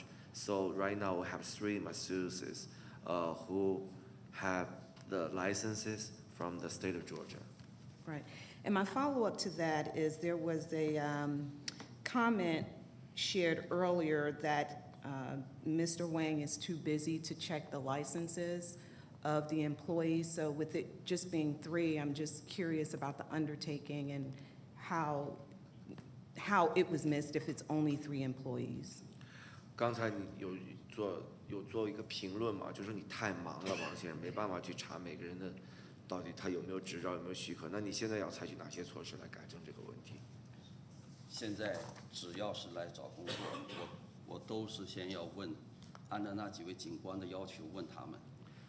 Right now, I follow the instructions from the Cobb County officers. Once any person applies for a position in the store, I will require them to show me either the work permit or the license first. Okay. That's today, but 是今天是吧？现在。But he didn't in the past. 从Bruce 警官跟我说了以后 Since the officer Bruce told me that, I have been doing that. 就是逐渐的，不是一下子，逐渐的，但是 I have been doing that gradually. Okay. And also, the incident report indicates that the manager told the masseuse to stop. Can you identify who the manager is referenced in this report? 在这个报告里面有写这个经理告诉他，你能够指一下谁是经理吗？谁是经理？那一天的经理是我。On that day, the manager was me. Okay. So I'm hearing conflicting testimony because on the one hand, Mr. Wang testified that he was not aware of the massages that were taking place, but he also identifies himself in this report as the manager, and based on this report, it has been brought to his attention on several occasions. So if he can just clarify that conflicting testimony, it would be helpful. 那你现在就有点前后矛盾的地方。一方面你说你并不知道到底是发生了什么事情，你现在又说你是那天出事那天你是经理，那当时客人向你投诉的就是你这位经理，你怎么可能不知道发生什么事情？当时你在场啊。当时我在场，因为只是客人跟我投诉，我真的不知道这个那天那个客人跟我说的是，因为我没办法看到他们做什么按摩，因为我不想去做，因为我们店里是我没办法进行按摩，这个前后是不矛盾的。I was the manager on that day, but I did not see what happens. It happened inside the room. I did not enter the room, but the customer did complain that to me. 还有那个客人多加了10分钟，我就不明白他为什么不满意还要加时。Okay, the customer was complaining, and the customer was not satisfied. But the customer requested on that day for 10 more minutes. I still don't understand why she requested for 10 more minutes of massage. Okay, but not to pivot away from my question, but based on this report, he admits that he's aware of the issue because it indicates that he will speak with him again. So the reference is that he at least spoke with him on at least one other occasion. 但是根据你这个报告，你有向他承认，这个人确实之前有这个问题，至少你承认过他之前发生过1次这样的事情，你跟他已经讲过不要这么做。这个事情我刚才又说了，一伟孙2年以前来找工作，他用这个方法在我们员工上做了，我在检查他的情况下，我知道他的情况，我告诉他不要对客人用这种方法。如果他很早就用这种方法了，他很早就有问题了。Like I stated previously, Yi-Wei-san performed a body massage on one of our employees. When he first applied for the position, he used his full body weight on that employee's body. So I told him not to do that. If he did that again on any customers, he would not be able to work at the store because of that. Okay. And just my final question, what was the timeline from the initial incident to the termination of Mr. Sun? Because apparently he's been warned several times. So I'm just curious, even from the initial warning up to termination, what was the time lapse there? 好，我最后一个问题哈，就想跟我讲一下时间线，从这个顾客跟你投诉到你把这个孙先生炒掉，中间有相隔多少时间？你多快就把他炒掉了？当天 On the same day.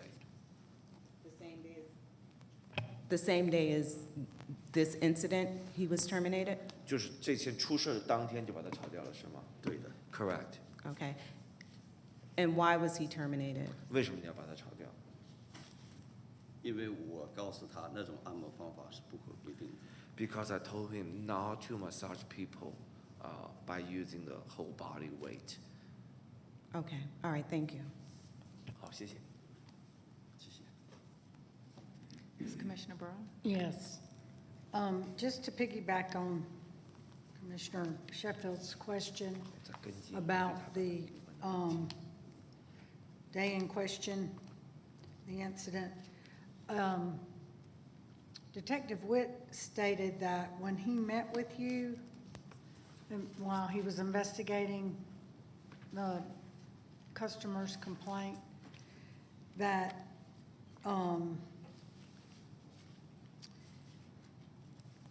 you said that he asked you if the male therapist had done this in the past, and you stated that he had, but you told him to stop. And in the report, the customer said that when she met with you and complained about how the therapist assaulted her, you told her that the therapist did the same thing about 2 years ago, and you advised him to stop. But in your testimony, you said there were no prior complaints. So are you referring to when you hired him and he did the same thing to another employee, or were there other customers that complained? OK， 我给你讲一下啊。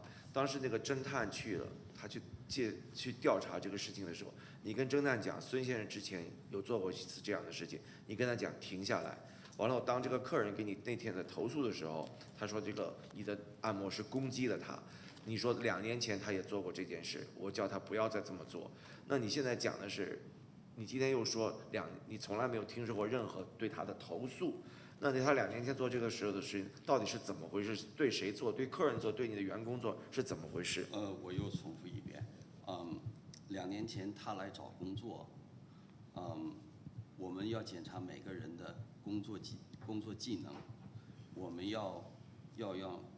我要让这些那个申请人在我们的员工身上施展才能，还要在我的身上施展才能。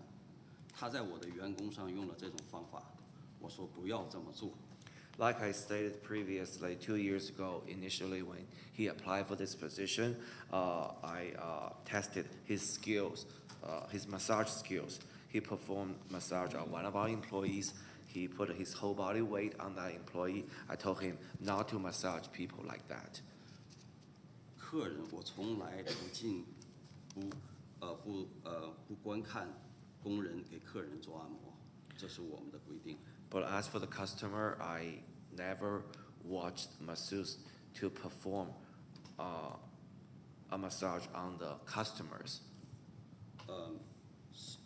That's the store regulation.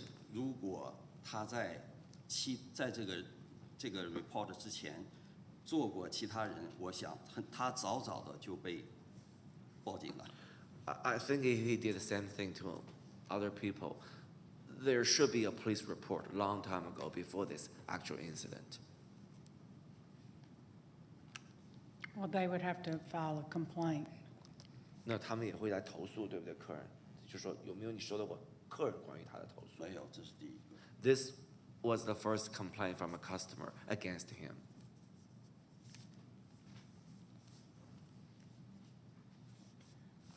Commissioners?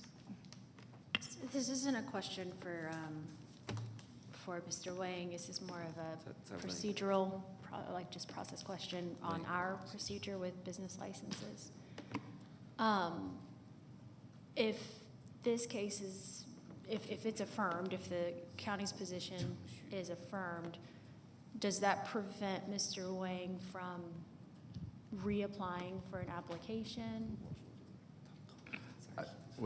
Prevents it for a period of time, and I defer to Alicia. I believe it'd be a year, but I don't know. 12 months. Yeah. Okay. 12 months. Okay. Thank you. Commissioner Gamble, do you have any questions? Okay. I have a question for Mr. Wang. What practices are in place to give the commissioners confidence that this will not happen again? 你现在要做哪些事情，给我们这些专员信心，能够相信这种事再也不会发生了？因为第一点，我知道了这些准则了。第二点，我已经准备好了。第三点，我觉得我们是一个非常健康的店，我会认真履行，因为我知道我要认真履行这些职责。First, I know the rules and regulations now. Second, I'm prepared to follow all the rules and regulations. Third, we have been a legitimate family-type business. From now on, I will follow the rules and regulations from the county and the state prudently and carefully. Okay, thank you. 好，谢谢。What is your complaint process? 你现在这个客人给你投诉是你们店里是怎么个规矩？他是按照什么流程的给你投诉？怎么投诉？如果我去你店里我要投诉，要怎么投诉？通常他们会给警察打电话，直接投诉给你是吧？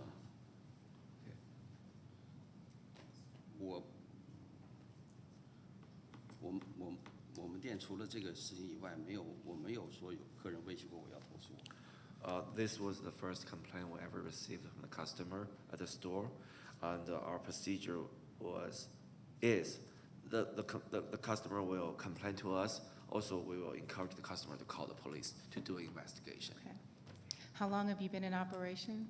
你这个生意做了多久了？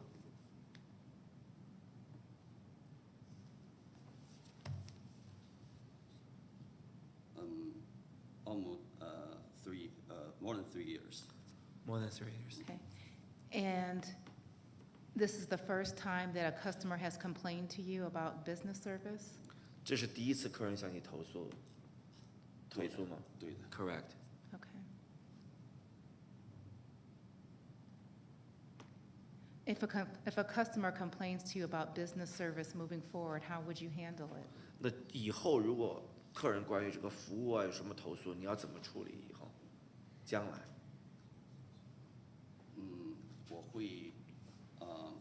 我会让客人按照我们 Cobb County 的这个规定进行投诉，包括我们警官告诉我们这些规则，我会跟他解释这些东西。I will explain to the customer to follow the rules and the regulations from Cobb County. Also, I will explain to the customer my knowledge of all those rules and regulations, and to encourage the customer to complain to the county to do the investigation. Okay. Yes, Commissioner Burrow. Okay, I'm sorry. I think you stated that you purchased this business in 2021 from your ex-wife, but the business was actually opened in 2017? Is that correct? 刚才你有说2021年你从你前妻那里买的这个生意，但是其实这个生意2017年就开张了，是吧？是的。 Correct. So were you working there from when it started in 2017 or just since 2021? 所以你是2021年才开始在那里上班的，是2017年一开始你就在那里上班了。我在那里做按摩师。I was a masseuse there. Okay. Thank you. 好，谢谢。 I have one follow-up question. Are the appointments or the sessions by appointment only? 你那里的那个客人去，是不是必须要事先约好的，还是也可以有走进来的？预约是首选，走进来也可以。We encourage our customers to make appointment. Also, we welcome walk-ins. Okay.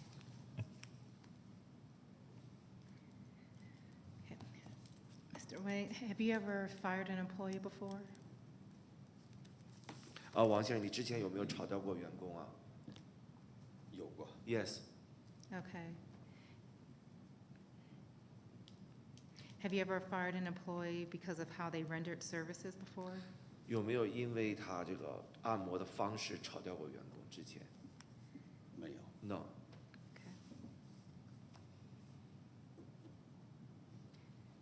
When you hired this massage therapist, you provided, he was initially a foot, you were hiring him to do foot massages. When did you make that transition for him to provide body massages? 你刚才说你刚开始雇佣这个人的时候，他是来申请按脚的，什么时候你把他变成了个全身按摩的人了？逐渐的，有客人喜欢他做脚，建议他给他做背部按摩，我开始感到很犹豫，但是因为有的时候，因为我的对规则的不太熟悉嘛，我就同意了。At the very beginning, he was a foot massage therapist, but some customers even liked him a lot, so they requested him to perform the body massage. I was very hesitated at the very beginning, but because of my ignorance and I did not know the laws and the regulations, so I allowed him to do that. Okay. Thank you. Commissioners, do you have any other questions? Yes. Just have one more. 还有一个问题。 The license that was issued from China, does it specify if the masseuse can perform foot or just regular massages, or is it just a license to be a masseuse? 这个中国给他这个按摩执照上面有没有写他只能做脚部的，还是只是说他就是个按摩师，可以做脚部也可以做身体的？中国的。中国没有那么具体。中国按摩师的话，他会分成中式的和西式的，仅此而已，没有。There are only two categories in Chinese masseuse license, not for foot or body, but for Western style and Chinese traditional style. 因为我们除了我们的做主是中国的那种，所以说我开始作为一个那个经理的话，我就很重视他们会不会怎么做好脚，我很重视这个。Because our main business is foot massage, so foot massage is a part of a Chinese traditional medicine treatment. So I paid that attention very much, paid my attention to that part very much. Okay, thank you. 好，谢谢你。 Okay. Any other questions, commissioners? Okay, I think we can transition to. Correct. I would suggest, both parties are now over the time limit. I would suggest if they would, you might want to give each of them 5 minutes for summation, and then allow them to be able to present that, and then it'd be up to the board to decide. Please, yes. Okay. I don't know who goes first. And I'll waive opening and reserve closing. You can sit down. Thank you. Thank you, Commissioners. So this, and I just realized this myself, this entire thing took place over a timeline of 2 months, from January through March. Since then, Mr. Wang, as he's submitted to the board, fixed things. Admittedly, it should have been done before, but what was really... Mr. Farmalone, I hate to interrupt you. I've stopped your time. If you wouldn't mind, because when you're holding the mic near the interpreters, we kind of pick that up more. So if you would make your presentation up front.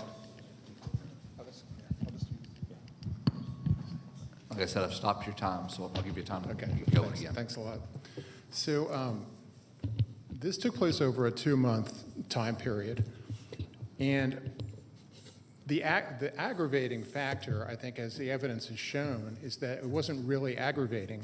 Mr. Wang didn't have any prior knowledge of improper behavior by Mr. Sun or anyone else. He witnessed Mr. Sun in a training maneuver doing something wrong, and he fixed it. For whatever reason, Mr. Sun went back to this forbidden technique. It generated this one complaint. Then the county, being made aware of this, noticed the licensing problems, which have been fixed. Mr. Wang was a masseur, but not formally educated in business practices, even though he has a master's in education. So he made some mistakes with adhering to the specific Cobb County regulations about posting licenses and having all employees permitted. So because the mitigating circumstances are, this business has been around for 7 years. One complaint in 7 years. And I understand that there might be people out there that complained, but if you look at the reviews on Google, there are none. And I did my own research. So this is the kind of business that is legitimate. It should be allowed to continue. And I think, Mr. Wang has learned a lesson.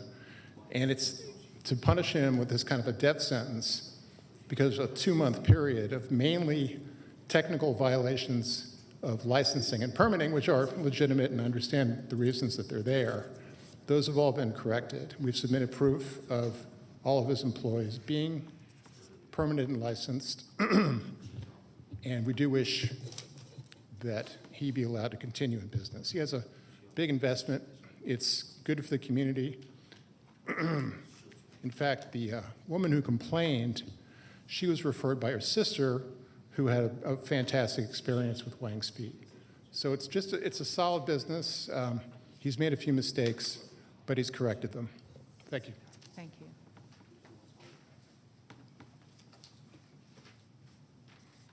you. First of all, Madam Chair, Commissioners, thank you for your indulgence today in listening to a very long and protracted presentation, but I think it was important to get these facts in front of you. As you've heard me say many times in these hearings, whether they be alcohol licenses, whether they be health spa licenses, ultimately what this board is trying to do is to find people who will follow the rules, because they're the last line of defense against things that shouldn't be happening in our community from happening, whether it be alcohol in the hands of people that need to not have alcohol and being out on the road and causing accidents and other tragedies, whether it be things that occur in a health spa establishment that we're trying to guard against. Let's don't forget, this entire thing began with an allegation of sexual assault in this establishment. Even though it wasn't prosecuted, the license division and the Cobb Police Department would have been negligent in their duties if they didn't follow up and investigate this. This is a serious accusation. So what we have here is an applicant and a licensee repeatedly stating that it was my ignorance. I didn't know the rules. I didn't know the regulations. I didn't know the law. And yet, we don't normally allow that to be an excuse. We expect our licensees to know the code, to know state law, and to follow the rules. That's why they're there. And we have evidence, a plethora of evidence, that this gentleman has willfully and sometimes flagrantly violated our code and violated state law. by not following these rules. I'll mention that it's not up to Mr. Wang to determine if somebody has the skills to be a masseuse, and a license from China is irrelevant in the United States. He should know and should have known that you have to be state certified to administer a body massage. And he did not do that. And it didn't just occur over a 2-month period, as Mr. Familetti said. This has been going on for at least 2 years. He admitted he hired Mr. Sun, did not require that he get a massage license, and allowed him to continue working there. This has been going on pretty much for the entire 3 years that he's owned this establishment. And he probably wouldn't have been caught, I dare say, or would have continued violating the code if he hadn't been caught. So the only reason this ever came to the attention of the Business License Division and the Police Department is because of this complaint that was filed. And lo and behold, when they go and investigate, there's violation after violation after violation. And that's the kind of thing that I think we really have to guard against. To answer your question, Chairwoman Cupid, we have no assurances that this is going to not continue. We have nothing to rely on except his word that, oh, now I will follow the rules. Now I understand the rules. Now I know the rules. You should have known the rules all along. And not speaking English well, although apparently that's in dispute, is not an excuse. You have to educate yourself about how you legally conduct your business according to state law and the Cobb County Code of Ordinances. So with all that said, Madam Chairwoman, my recommendation is that we uphold the denial of the application for a renewal of the health spa license for Wang's Feet. Thank you very much. Thank you. Okay, considering this is in District 3, I'll let the District 3 Commissioner, Commissioner Burrow, take the lead in how we address this matter. Okay. Well, first of all, we don't take these lightly. As Mr. Hensley said, whatever regulations are in place, we don't take these lightly, whether they be alcohol-related, health spa, and other business license.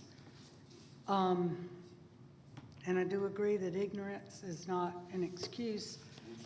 If you open up a business, you've got to meet all the regulations for county permitting and state in this case. The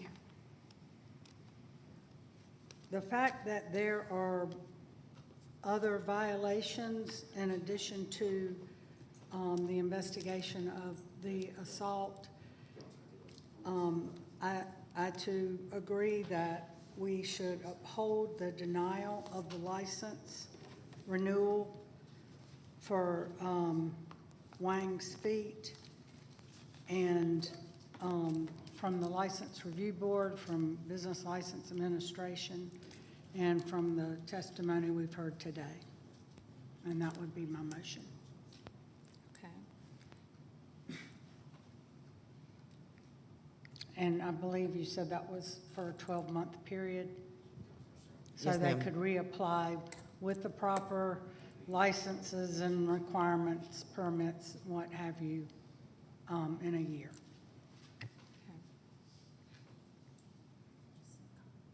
Okay, it's a second for a purpose of discussion. Second.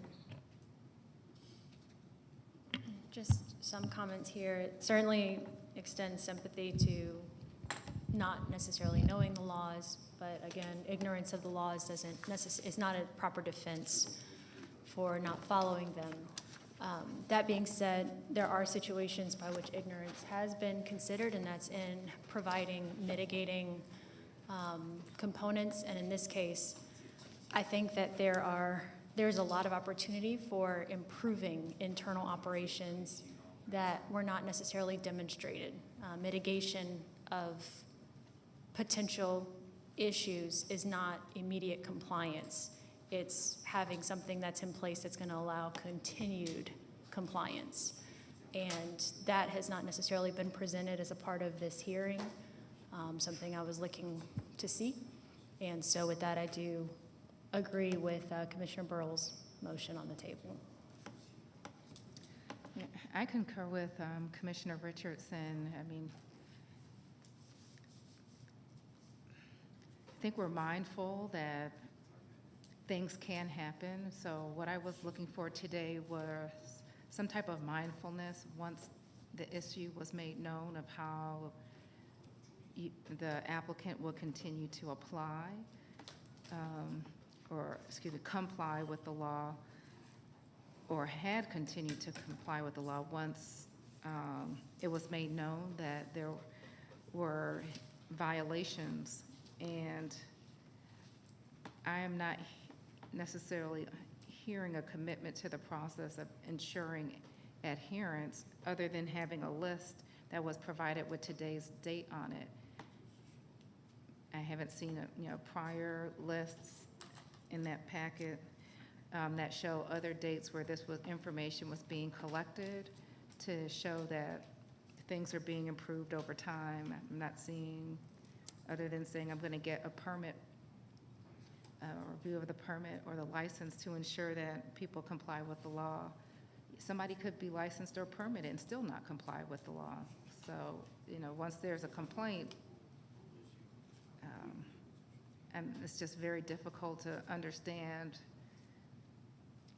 or it's very difficult to have confidence that another incident will be properly handled.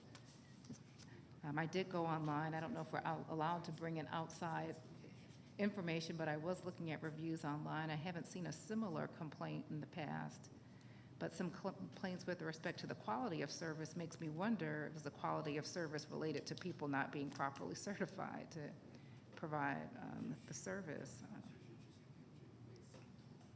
I don't know that,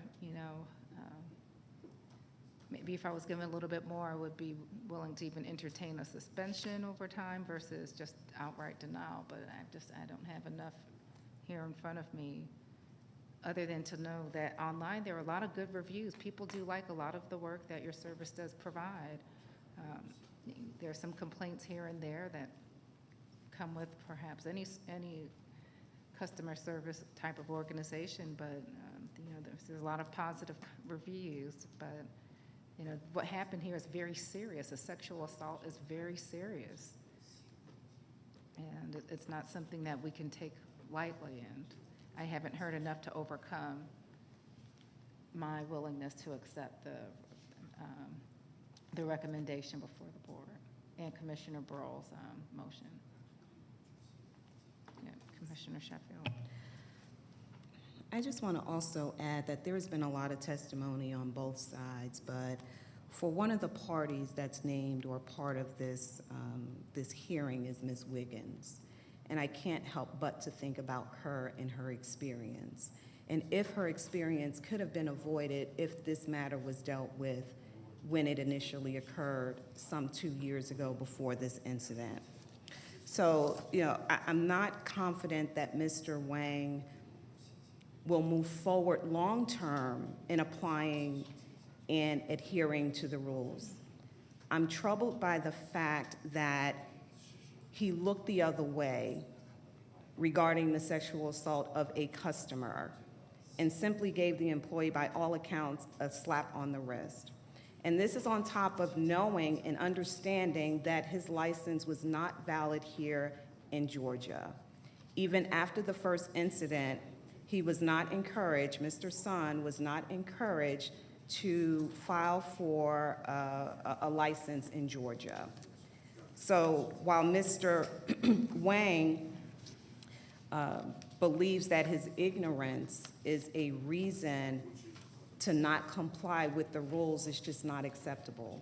The rules were the same when he took over the business in 2021. It was the same when the business was opened in 2017, to which he was employed as a massage therapist himself.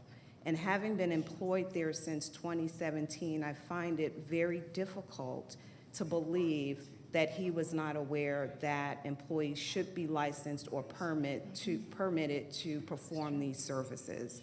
So I don't believe long-term that he would adhere to the rules. I'm troubled by the fact, again, that he would ignore the rules from the beginning. And let's just say for argument's sake, he was ignorant of the rules. Once it was brought to his attention, he did nothing to fix it. And for that reason, I will uphold the denial of the application. Thank you. So we have a motion and a second. Are there any more comments or questions? We'll call the question. The motion passes 5-0. Thank you. Our appeal hearing is adjourned, and our Board of Commissioners meeting is adjourned as well. Thank you.